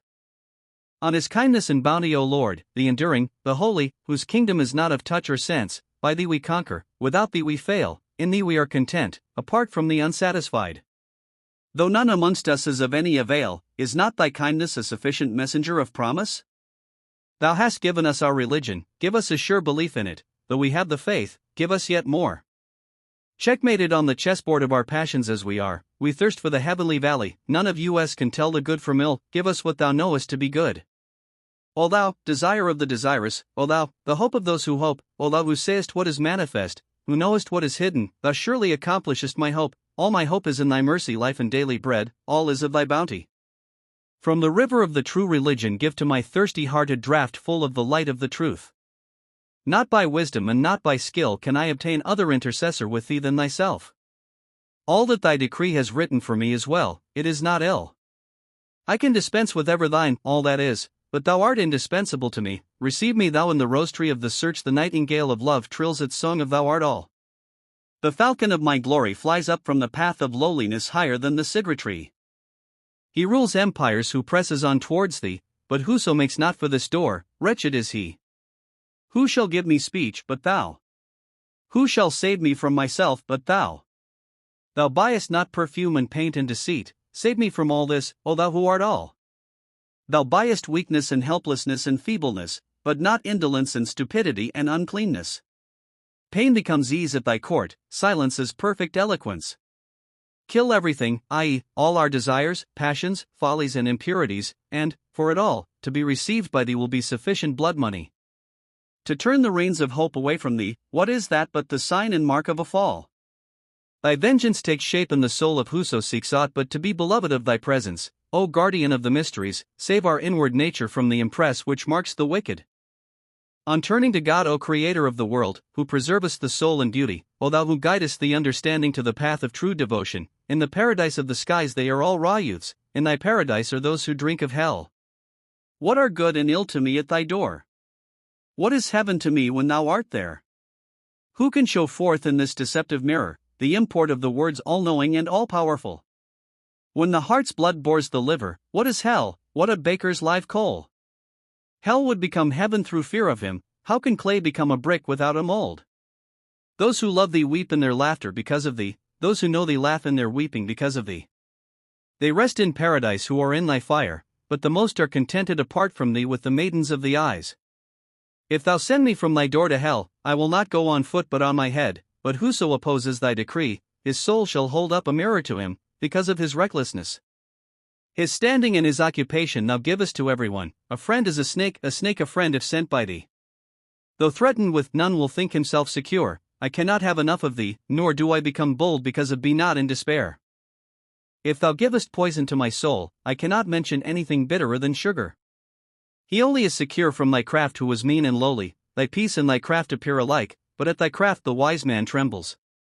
We must not think ourselves secure against thy craft, for neither obedience nor sin is of avail. He only thinks himself secure, who knows not thy craft in dealing with wickedness. He who trusts in his submission suffers a manifest hurt. An old fox said to another, O master of wisdom and counsel and knowledge, make haste, take 200 dirhams, and convey our letter to these dogs. He said, the pay is better than a headache, but it is a heavy and perilous task. When my life has been spent in this venture, what use will your dirhams be then? A feeling of security against thy decree, O God, is, rightly understood, the essence of error. It made both Azazel and Baal infamous. On devotion to God say, grind sleep under the foot of the horseman of thy thought, for this is of thy court. When thou strikest off the head of him in whom self no long dwells, he rejoices in thee, like a candle. If I have thee, what care I for intellect, and honor, and gold? Thou art both world and faith, what care I for aught else? Do thou give me a heart, and then see thou my valor, call me to be thy fox, and see how like a tiger I shall be. If I fill my quiver with thy arrows, I grip Mount Calf by loins and armpits. Thou art his friend who is not knowledgeless, thou belongest to him who belongs not to self. No one who regards self can see God, he who looks at self is not one of the faith. If thou art a man of the path, and of the true religion, cease for a time to contemplate thyself. O God, omnipotent, forgiving, drive not thy servant from thy door, make me thy captive, take away my indifference, make me athirst for thee, give me not water. Why should I seek my soul in this or that? My pain itself leads me to thee, my goal. Like an ass without headstall before its greens, thou now beginnest to employ thy worthless life. Thou idly wanderest from city to city, seek thy ass on that road where thou hast lost it. If they have stolen thy ass from thee in Iraq, why art thou to be seen in Yazd and Rai? Till thou becomest perfect, there is a bridge for thee. When thou hast become perfect, what matters sea or bridge to thee? Let thy burden on this road be thine own right doing and knowledge, and trouble not thyself about any bridge. Make not for the boat, for it is not safe. He who goes by boat knows nothing of the sea. It would be a strange sight to see a duck, however young and inexperienced, seeking for a boat. Though a duckling be born but yesterday, it goes up to its breast in the water. Be thou as a duck, religion the stream, fear not the fordless sea's abyss. The duckling swims in the midst of the sea of human, whence the ignorant boatman turns back. O Lord, for the honor of Adam, confound these fools of the world. If thou maintain thy foot in the path of the eternal, thou wilt hold the sea in thy hand. The surface of the outer encircling ocean is a bridge to the foot that speaks with the eternal. Of his mercy malice and rancor are far removed from his attributes, for hate belongs to him who is under command. It is not permissible to speak of anger in respect of God, for God has no quality of anger. Anger and hatred are both due to constraint by superior force, and both qualities are far distant from God. Anger and passion and reconciliation and hatred and malice are not among the attributes of the one sole God. From God the Creator all is mercy, he is the veiler of his slaves, of his mercy he gives thee counsel, he draws thee to himself by the kindness of the noose. If thou comest not, he calls thee towards himself, he offers thee paradise in his kindness, but because thou livest in this abode of sorrow thou of thy folly hast taken the road of flight. Thou art as a shell for the pearl of the belief in the unity, thou art a successor of the newly created Adam. If thou lose that pearl of thy belief, in being dispossessed of it thou wilt be parted from thy substance, but if thou guard that pearl, thou shalt raise thy head beyond the 7 planets, and the 4 elements, thou shalt reach eternal happiness, and no created thing shall harm thee, thou shalt be exalted in the present time, and upon the plane of eternity thou shalt be as a hawk. Thy alighting place shall be the hand of kings, thy feet shall be freed from the depths of the mire. Of him who feeds me and gives me drink when they capture the hawk in the wilds, they secure it neck and feet, they quickly cover up both its eyes and proceed to teach it to hunt. The hawk becomes accustomed and habituated to the strangers, and shuts its eyes upon its old associates. It is content with little food and thinks no more of what it used to eat. The falconer then becomes its attendant, and allows it to look out of one corner of an eye, so that it may only see himself, and come to prefer him before all others. From him it takes all its food and drink, and sleeps not for a moment apart from him. Then he opens one of its eyes completely, and it looks contentedly, not angrily, upon him. It abandons its former habits and disposition, and cares not to associate with any other. And now it is fit for the assembly in the hand of kings, and with it they grace the chase. Had it not suffered hardship it would still have been intractable, and would have flown out at everyone it saw. Others are heedless, do thou be wise, and on this path keep thy tongue silent. The condition laid on such an one is that he should receive all food and drink from the causer, not from the causes. Go, suffer hardship, if thou wouldst be cherished, and if not, be content with the road to hell. None ever attained his object without enduring hardship. Till thou burn them, what difference canst thou see between the willow and aloes wood? Of the multitude, they are like cattle, nay. They are more erring on the colt that is full 3 years old. The breaker puts the saddle and bridle, he gives him a training in manners, and takes his restiveness out of him, he makes him obedient to the rein, what is called a hand horse. Then he is fit for kings to ride, and they deck him with gold and jewels. If that colt had not experienced these necessary hardships, he would have been of less use than an ass, only fit to carry millstones, and would have been perpetually in pain from his loads, bearing now the Jews' baggage, now the Christians, in pain and sorrow and tribulation. The man who has never undergone hardship has not, so think tile wise, received a full measure of blessing. He is hell's food, is in terror, even in hell he is no more than a stone, his is the place of fear and dread. It is read in his incontrovertible book, whose fuel is men. Cur. 222. Though thou canst neither purpose nor compass out without him, yet religion's task is not to be accomplished without thee, ally more than without him. Religion's task is not all easy business, God's religion is always a thing of heaviness. God's religion is a man's crown and diadem. Does a crown befit a worthless man? Guard thy religion, so mayest thou attain thy kingdom, otherwise, know that without religion thou art a man of naught. Tread the path of religion, for if thou do so, thou shalt not tremble like a branch in nakedness. Sweet is religion's path and God's decree. Leave the black mire, lift thy feet out of it. On the desire for God, thereafter the desire for God, existing in his heart and soul and reason and discernment, becomes his horse. When this creation has become a prison to him, his soul seeks freedom, a fire is kindled within him, which burns up soul and reason and religion. So long as he seeks for love with self in view, there waits for him the crucible of renunciation. Whoso has newly undertaken the way of love, his renunciation is the key of the gate. Desire, when it is joined to its mistress, is gladness, but he who seeks mistress is far from God. The legion of thy pleasures will cast thee into the fire, the following out of thy desire for God will keep thee safe as a virgin of paradise. Then when the soul sets forth from the gate, the old heart becomes new thereat, his form escapes from the bonds of nature, the heart gives back its charge to the spirit. From earth to God's throne comes forth a mighty shout by reason of his soul's progress. The dust raised by the wind of his desire and pain turns woman into man if it but pass by her. All that would cause him trouble in his way quits the path before him the mountains in fear become colored wool for his socks, the fire in him destroys the glory of the sea for the sake of his upward ascent. When he is roused to leave himself they throw down the stars before him, when his eye sees the brightness of the path, the sun seems dark to him by its side. There is no evil or good in that world, no earth, or sun or stars, but whoso walks not in love's street, nor in his heart seeks love, for him is made a different heaven, him they seat upon a different earth. Because of the labor of his search Gabriel unceasingly bathes his face in the water of life. Understanding is bewildered by his soul's shout, devils become firewood for the lightning of his horse's hoofs, to pursue the path his pained heart would burn mankind with fire of sighs. None of the contented can know the secret of his sigh, none pious with earthly piety can ever find his footprints. When his horse's hoof scatters the dust, Gabriel makes of it a life-giving fragrance. As he makes towards the world of annihilation the wind cries, halt a moment. Mustafa standing by his path in benevolence calls out, O Lord, keep him safe. Because of his high dignity God suspends the scales of justice from his heart, the friend of God sprinkles water in his path. Gabriel's self cracks the whip. On his decree and ordinance and his creative power all that comes forth in the world is by decree, and what the prophet speaks is also by decree, infidelity and faith, good and evil, old and new, all is referable to him, whatso exists, is under the command of the Almighty, all things work in accordance with the decree. All are in subjection, his omnipotence the subduer, his creative power appears high above all. All is subject to his omnipotence, dependent on his mercy, all were preceded in time by his eternal omniscience. The man of the people, or he of the philosophers, he who is under command, or who is of the learned, all must return to his presence. Whoso possesses power, it is of his favor.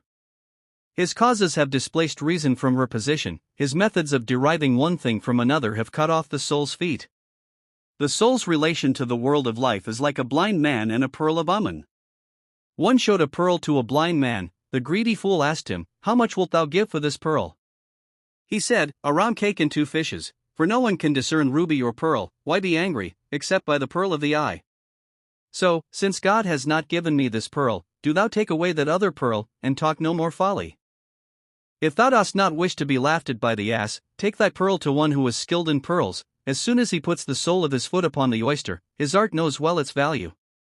Understanding is a tent before his gate, the soul a soldier in his army. The soul from fear of being rejected by him sweeps not the dust of his court except by permission. All in place and time are his property, from the bee of his decree to the wicked of it was.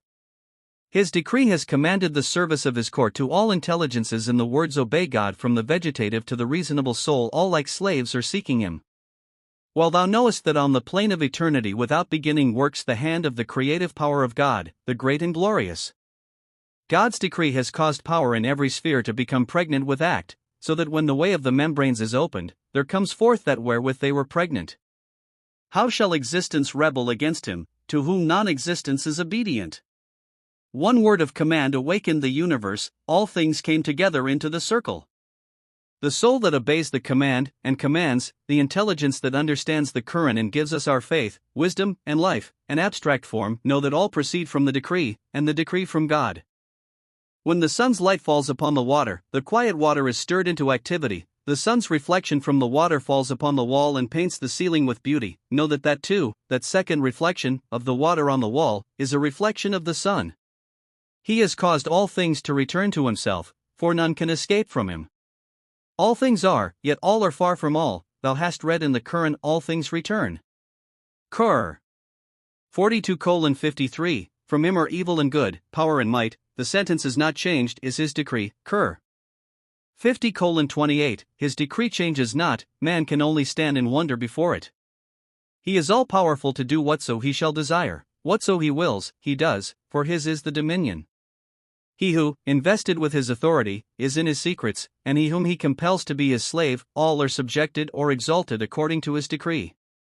Mankind heed not the good or evil, as to whatso has been, and whatso shall be, that only can they do which he commands.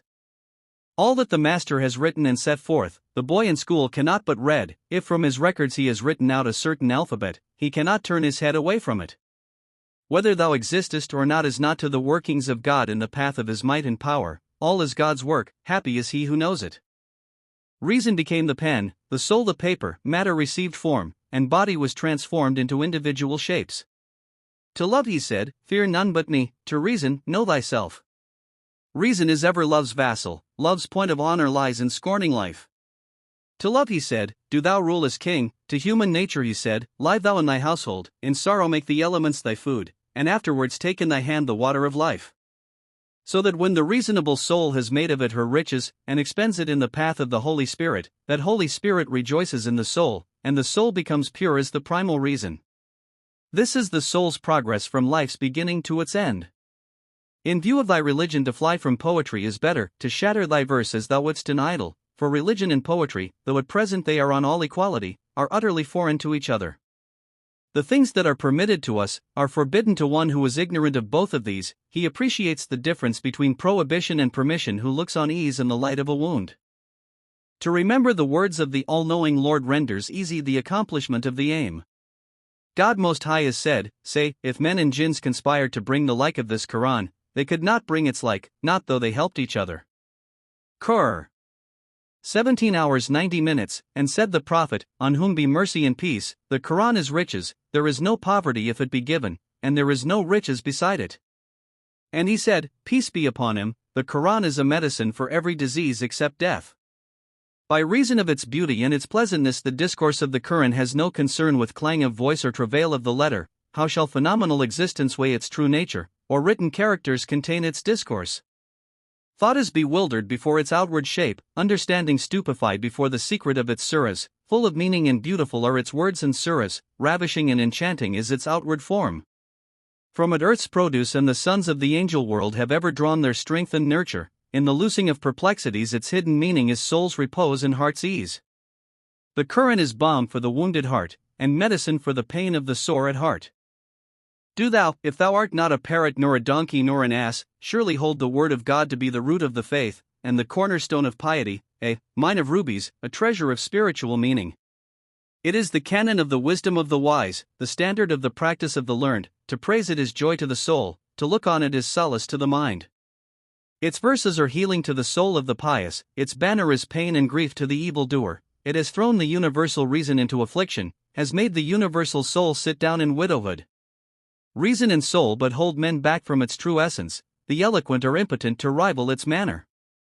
On the glory of the Quran glorious it is, though concealing its glory, and a guide, though under the veil of coquetry. Its discourse is bright and strong, its argument clear and apt, its words are a casket for the pearl of life, its precepts a tower over the water wheel of the faith, to the knowers it is love's garden, to the soul the highest heaven. O thou to whom, by reason of thy heedlessness and sin, in reading the Quran there comes upon thy tongue no sweetness from its words, into thy heart no yearning from their comprehension, by its exceeding majesty and authority the Quran, with argument and proof, is in its inner meaning the light of the high road of Islam, in its outward significance the guardian of the tenets of the multitude, life's sweetness to the wise, to the heedless but a recitation on the tongue, phrases upon their tongue whose sweetness they cannot taste, while careless of their spirit and design. There is an eye which sees the spirit of the Quran, and an eye which sees the letter, for this the bodily eye, for that the eye of the soul, the body, through the ear, carries away the melody of its words, the soul, by its perceptive power, feeds on the delights of its spirit. For strangers the curtains of majesty are drawn together in darkness before its loveliness, the curtain and the chamberlain know not aught of the king, he knows who is possessed of sight, but how can the curtain know aught of him? The revolutions of the azure vault have brought no weakening of its power, no dimming of its luster, its syntax and form, pronunciation and nunation, prevail from earth to Pleiades. Now hast thou in thy daily provision tasted the nut's first husk, the first skin is rough and harsh, the second is like the moon's slew, the third is silk, pale and fine, and fourth is the succulent cool kernel, the fifth degree is thy abode, where the prophet's law becomes thy threshold. Seeing them thou mayest delight thy soul with the fifth, why halt at the first? Thou hast seen of the Quran but its veil, hast seen its letters, which do but hide it, it does not reveal its countenance to the unworthy, him only the letters confront. If it had seen thee to be worthy, it would have rent the subtle veil and shown its face to thee, and there thy soul might have found rest, for it heals the wounded heart, and medicines the disappointed soul, the body tastes the flavor of the dregs that it may live, the soul knows the taste of the oil. What can sense see, but that tile outward form is good? What there is within, wisdom knows. Thou recitest the form of its surahs, and its true nature thou knowest not, but know, that to him who truly reads the Quran, the feast it gives comes not short of the guesthouse of paradise. It has made the letter its veil, because it is to be concealed from alien eyes. Material existence knows not of its inmost soul, no, its body is one thing, its soul a thing apart, from its outward form thou sayest, but so much as do the common men from the appearance of a king. Why deemest thou that the words are the Quran? What crude discourse is thine concerning it? Though the letter is its bedfellow, it knows it not, no more than the figures on the bath, nor do the sleepers and the cut purses I see, like those who watch, the spirit of the Quran. Of the recital of the secret of the Quran tongue cannot tell the secret of the Quran, for his intimates keep it concealed. The Quran indeed knows its own secret, hear it from itself, for itself knows it. Except by the soul's eye none knows the measurer of words from the true reader of the Quran. I will not take upon myself to say that thou truly knowest the Quran though thou be Uthman. The world is like the summer's heat, its people like drunkards therein, all wandering in the desert of indifference, death the shepherd, men his flock, and in this waste of desire and wretchedness the hot sand shows as running water. The Quran is as the cool water of Euphrates, whilst thou art like a thirsty sinner on the plain of the judgment. The letter and Quran hold thou as cup and water, drink the water, gaze not on the vessel.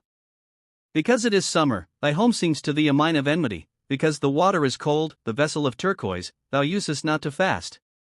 To the pure heart suffering will tell in a cry of anguish the secret of the pure Quran. How can reason discover its interpretation? But a delight in it finds out its inmost secret. Though the written characters are not of the word, the scent of Yusuf is in his garment. The fair Yusuf was cast away in Egypt, but the scent reached Yaqub in Canaan. The letter of the Quran is to its sense as thy clothes to thy life. The letter may be uttered by the tongue, its soul can be read but by the soul. The letter is as the shell, the true Quran the pearl, the heart of the freeborn desires not the shell. Though its words are fair and finely traced, though the mountain becomes as carded wool before them, make music of them in thy heart like Moses, not outwardly like the treble of the pipes. When the soul recites the Quran it enjoys a luscious morsel, whoso hears it, mends his ragged robe. The words, the voice, the letters of the verses, are as 3 stalks and bowls of vegetables. Though the husk is not fair nor sweet, still it guards the kernel, but through thy impurity the mystery becomes a song, the word of God attuned through thy folly. Whilst thou art in this tomb appointed for us, this residence contrived for us, in this world full of objects of pursuit, this abode of deceit, look with thy earthly sight upon the willow, and with thy soul upon the tuba tree, read with thy tongue the letter, and the sense with thy soul.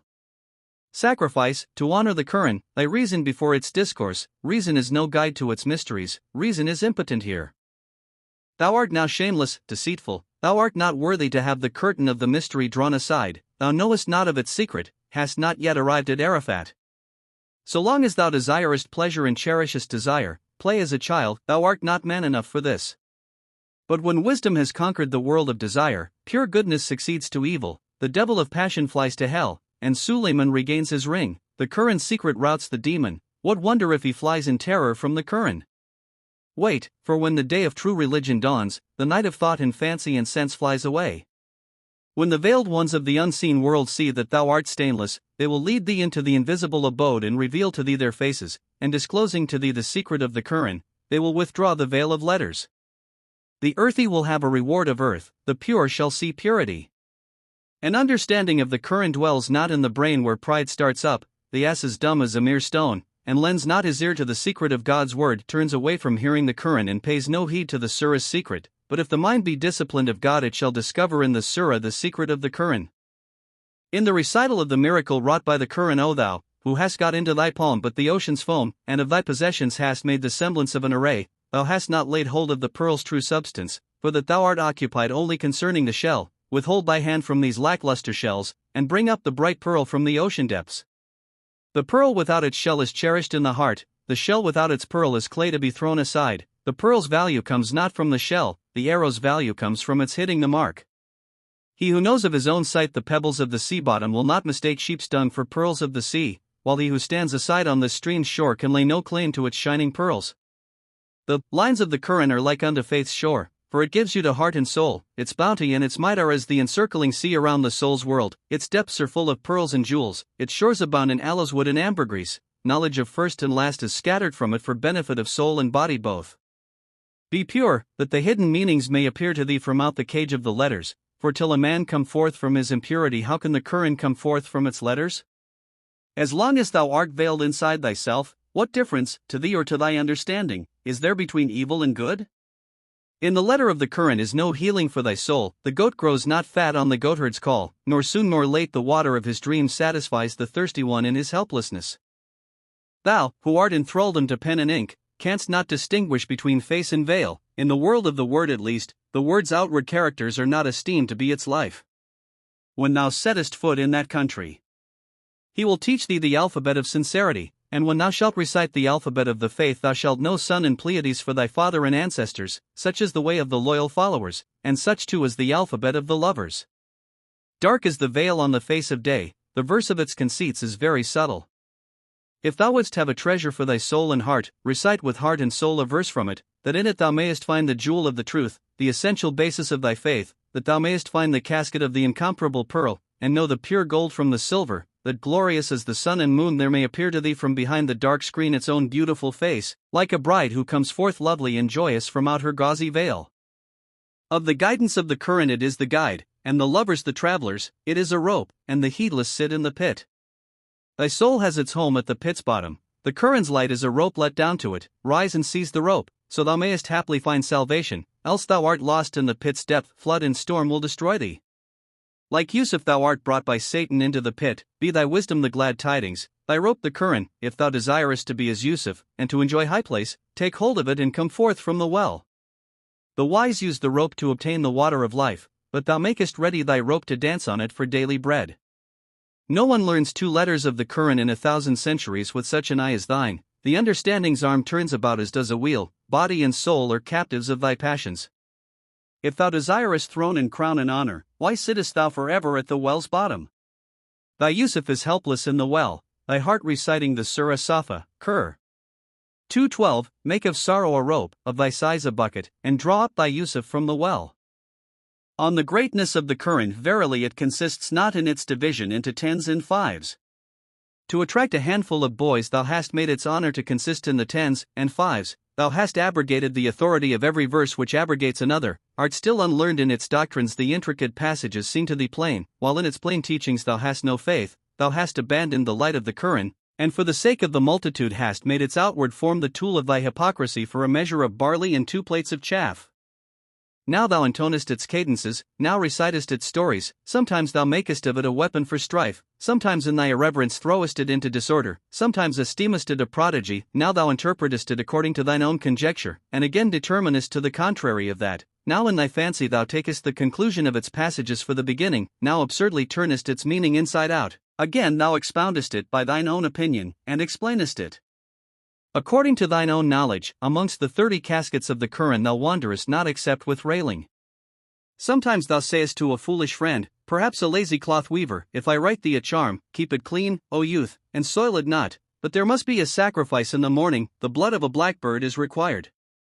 All this deceit for a dirham or 2, a supper or a breakfast for thy belly. Thou hast wasted thy life in folly, what can I say? Begone, and shame to thee. Thou creepest into some mosque or other in thy appetite, thy throat full of wind, like a pipe or a bell. Shame on thy religion and thy faith for this appetite. May either wisdom be thy portion, or death. Shame on thee for such a nature, such accomplishments and science, they bring thee no esteem. On the allegations brought forward by the word of God wait till the Quran shall make complaint of thee before God on the judgment day, and shall say, how much falsehood has this deceitful one, whom thou trustedst, drawn forth from thy truth, shall say, O God, thou knowest both the manifest and the hidden. Night and day he recited me loudly, and rendered not justice to a single word of me. Neither in grammar, nor meaning, nor pure pronunciation did I ever receive in the mirab my due from him with honesty. He has a good voice when he intones, and his robe of mourning is a pretty blue, but however he boasted his claims in respect of me, he knew not the depth of my meaning, for beyond talk and clamor this crowd are unable to utter a word. He never pushed forwards his horse towards my private grounds, could not distinguish my face from my veil. When he entered my street he showed in his discussions no worth but only worthlessness. He surrendered not his mind and soul to my words, but forced me in the direction of his own decision and desire. Now he wounded me with the sword of his lusts, and again he fettered me in the snare of his passions. Now he brought me to his drinking parties, and again sang me as a song. Sometimes he would recite me by way of profanity, making a noise like an ass in his shamelessness. Now he would break through the frigidity of my words with his amorousness, as a gimlet through wood. Now like a professional storyteller with his cadences he would scatter my words abroad to the stroke of his plectrum. O deviser of schemes! I ask for a just decision on the day of judgment against such an affliction. For the sake of blandishment in this transitory abode, sometimes in the crowded street and sometimes at time of prayer, sometimes by thy words and sometimes by thy voice, thou shinest but to attract admiration. The words that have been polluted by thee, though they be wise, yet are they folly, for though the breeze is pleasant and delightful, yet if it pass over ordure it is not so. Has not God by his command plainly denied his Quran to the impure? On the sweetness of the Quran how shalt thou taste the flavor and delight of the Quran, since thou chantayest it without comprehension? Come forth through the door of the body into the landscape of the soul, come and view the garden of the Quran, that all things may appear before thy soul, what has been, what is, and what shall be, the worlds dry and moist, within and without, whatsoever has been created by be, and it was, the decrees ordained by him, all will be made plain to thee through it. God's attributes shall obey thee, and shall truly recount their narrations before thee. When the hearer hears God's word, the utterance of it causes him to tremble. Till thou see with the eye of purity, how canst thou recite the Surah Ikhlas? Qur 112:1, a surah like a cypress of Jafar, its rhythm like the violets of Tabaristan. The Quran's loftiness and sublimity, if thou ask thy preceptor, are as the throne and seat of God. Its letters are the wings of the Spirit, the curtain of the light, its diacritical points black moles on the checks of the virgins of paradise. Regard thou in this wise its outward form, that so thou mayest understand the secret of its surahs, that it may place an aleph in thy mind, and put ba and ta underneath thy feet, and, for the sake of life and wisdom, may dispose of thy fair Yusuf for 18 worthless pieces. Qur 12:20, for in the street of the love of unity and true wisdom beauty is valued no higher than this. The crucible of desire shall try him, and afterwards he shall be made like gold of the mine. Yet again is the crucible prepared, that in it all fraud and deceit may be melted out. Then when the pure metal becomes soft, it is polished and made an ornament for its possessor's crown. The diadem and crown of every lord of rectitude and faith are such as this. On the hearing of the Quran, when the pious reader has set the book with reverence upon his lap, and has recited, let no one touch it, Qur 56:78, over both his hands, for a single copper he gives forth a lusty cry, like a turtle dove for a grain of corn. Hear God's word from God himself, for the labor of the reader is only a veil. The knower hears the word from the truth, the force of his desire denies him sleep. The feelings may be captive to the professional reciter, but love has its songster in the heart itself. Set a mole in thy inmost heart, and not upon thy cheek, for it is thy thoughts are the true index of thy state. The current tells its secret to the discerning thought, turn and twist and pause are only matters of the voice, and whatsoever matters of voice and written character and sound, reside outside the gate. If there were any meaning in its song, a nightingale would not be sold for 2 coppers, seek for the essence of the matter in the meaning, not in the written words, thou wilt find no scent in a picture of ambergris. The time of waiting in this transitory world deem but color to the eye, and sound to the ear, but the session of the soul is a place where hearing is not, and song is silence there. How shall love deem worthy notice a sweet that can be tasted? Make not thy soul glad with song, for song brings no memories but of heaviness.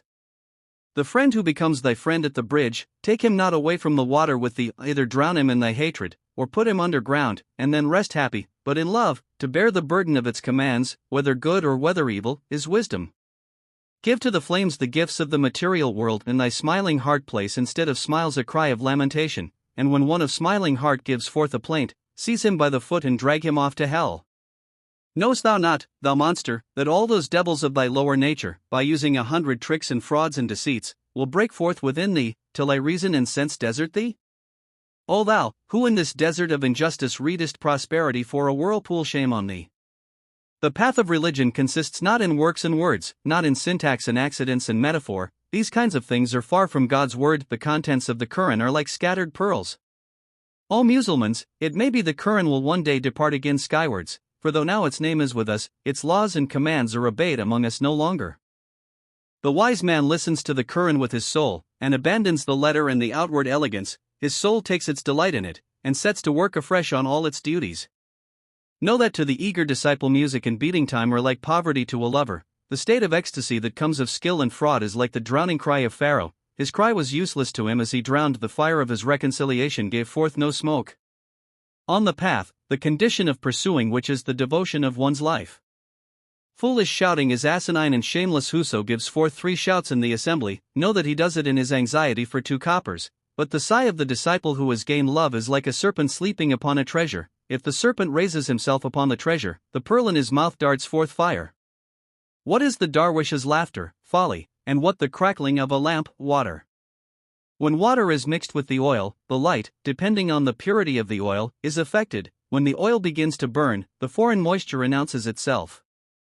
Thy sighing is mere self-adornment, thy proper path is to observe God's law, thy path is a polished mirror, but thy sighs veil it over. The comparison of the creation of Adam and of Jesus son of Mary, on both of whom be peace. Adam's father in this world was the same breath which begot the son of Mary, that which became his body was of the nature of humanity, and that which became his soul was of the fragrance of that breath. Whoso has in him that breath, is in Adam, and whoso has it not, is an effigy belonging to this world only. When Adam received that breath from the power of God, his soul became conscious, and hastening towards the universal soul he asked, What canst thou tell me of this breath? Soul replied, My cup and robe are empty, my robe and cup hold not of it, this precious gift has been given freely. Wheresoever thou wilt incline, let it be in accordance with this breath, incline not towards thyself in opposition to it, and soar above the snares of earth, gaining the abode of Godhead, viewing the confines of the spirit land, like Jesus, with the eye of thy divinity. Claim no distinction for thyself in thy village, for thou art only distinguished in that to be not is better than such distinction. Like a dot on the die used as a tool of the game, thou thinkest thyself to be something, but that something is not, thou art indeed a unit, but like the dots on the dice hast to name merely for purposes of counting. Fortunate is he who has effaced himself from the world, none seeks him, nor seeks he anyone. Whoso is caught in the bonds of this world, is a gainer if he escape from its forces, for this world is the source of pain and sorrow, and the wise man calls it the house of lodging.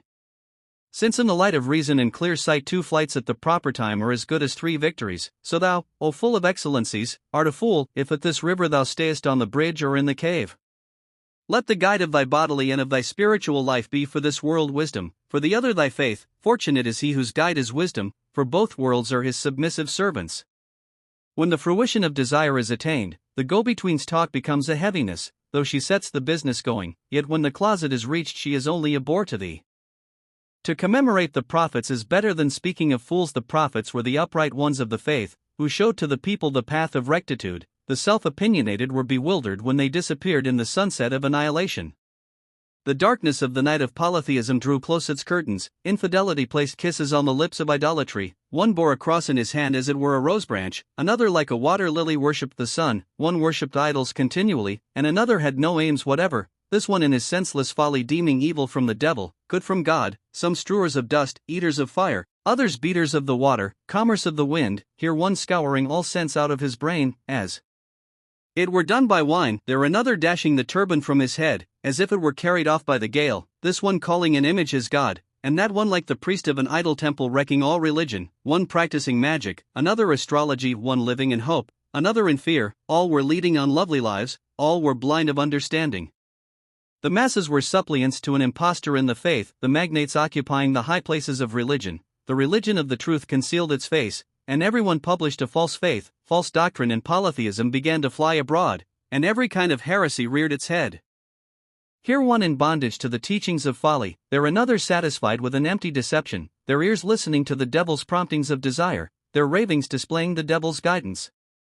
Folly and slander and idle chatter appeared wisdom alike to the crowd and to the wise. The great were the slaves of their lusts and pleasures, the populace of their jests and follies. The knowledge of God's religion was blotted out, all alike triflers, babbling folly. Under pretense of knowledge each sought his own glory, and under cover of such knowledge each hid his reason.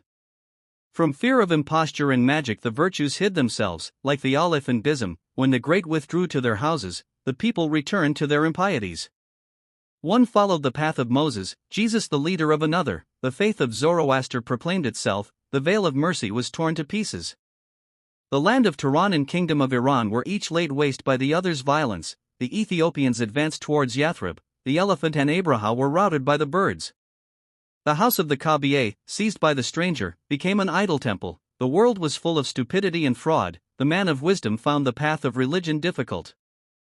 In this world of the lost ones dog and ass raised their voices every morning. It was a world full of the vile and worthless, Utbah and Shaiba and the cursed Bujal, a world full of devil-like beasts of prey, 100,000 paths with pits in the way, and all men blind, ghouls on either hand, in front a monster, the guide blind, his companion lame, disabled by their ignorance, in the heaviness of sleep, the scorpion of their folly wards off from them the knowledge of their danger. Since somewhat has been said of the unity, I will now speak of the glory of the prophets, especially the praise of the last of the apostles, the best and choicest of God's messengers. The Endian Julie, the woman who runs Global Grey, the website where this ebook was published. These are my own formatted editions, and I hope you enjoyed reading this particular one. If you have this book because you bought it as part of a collection, thank you so much for your support. If you downloaded it for free, please consider, if you haven't already, making a small donation to help keep the site running. If you bought this from Amazon or anywhere else, you have been ripped off by someone taking free ebooks from my site and selling them as their own. You should definitely get a refund, uneasy face. Thanks for reading this, and I hope you visit the site again. New books are added regularly, so you'll always find something of interest, smiley face.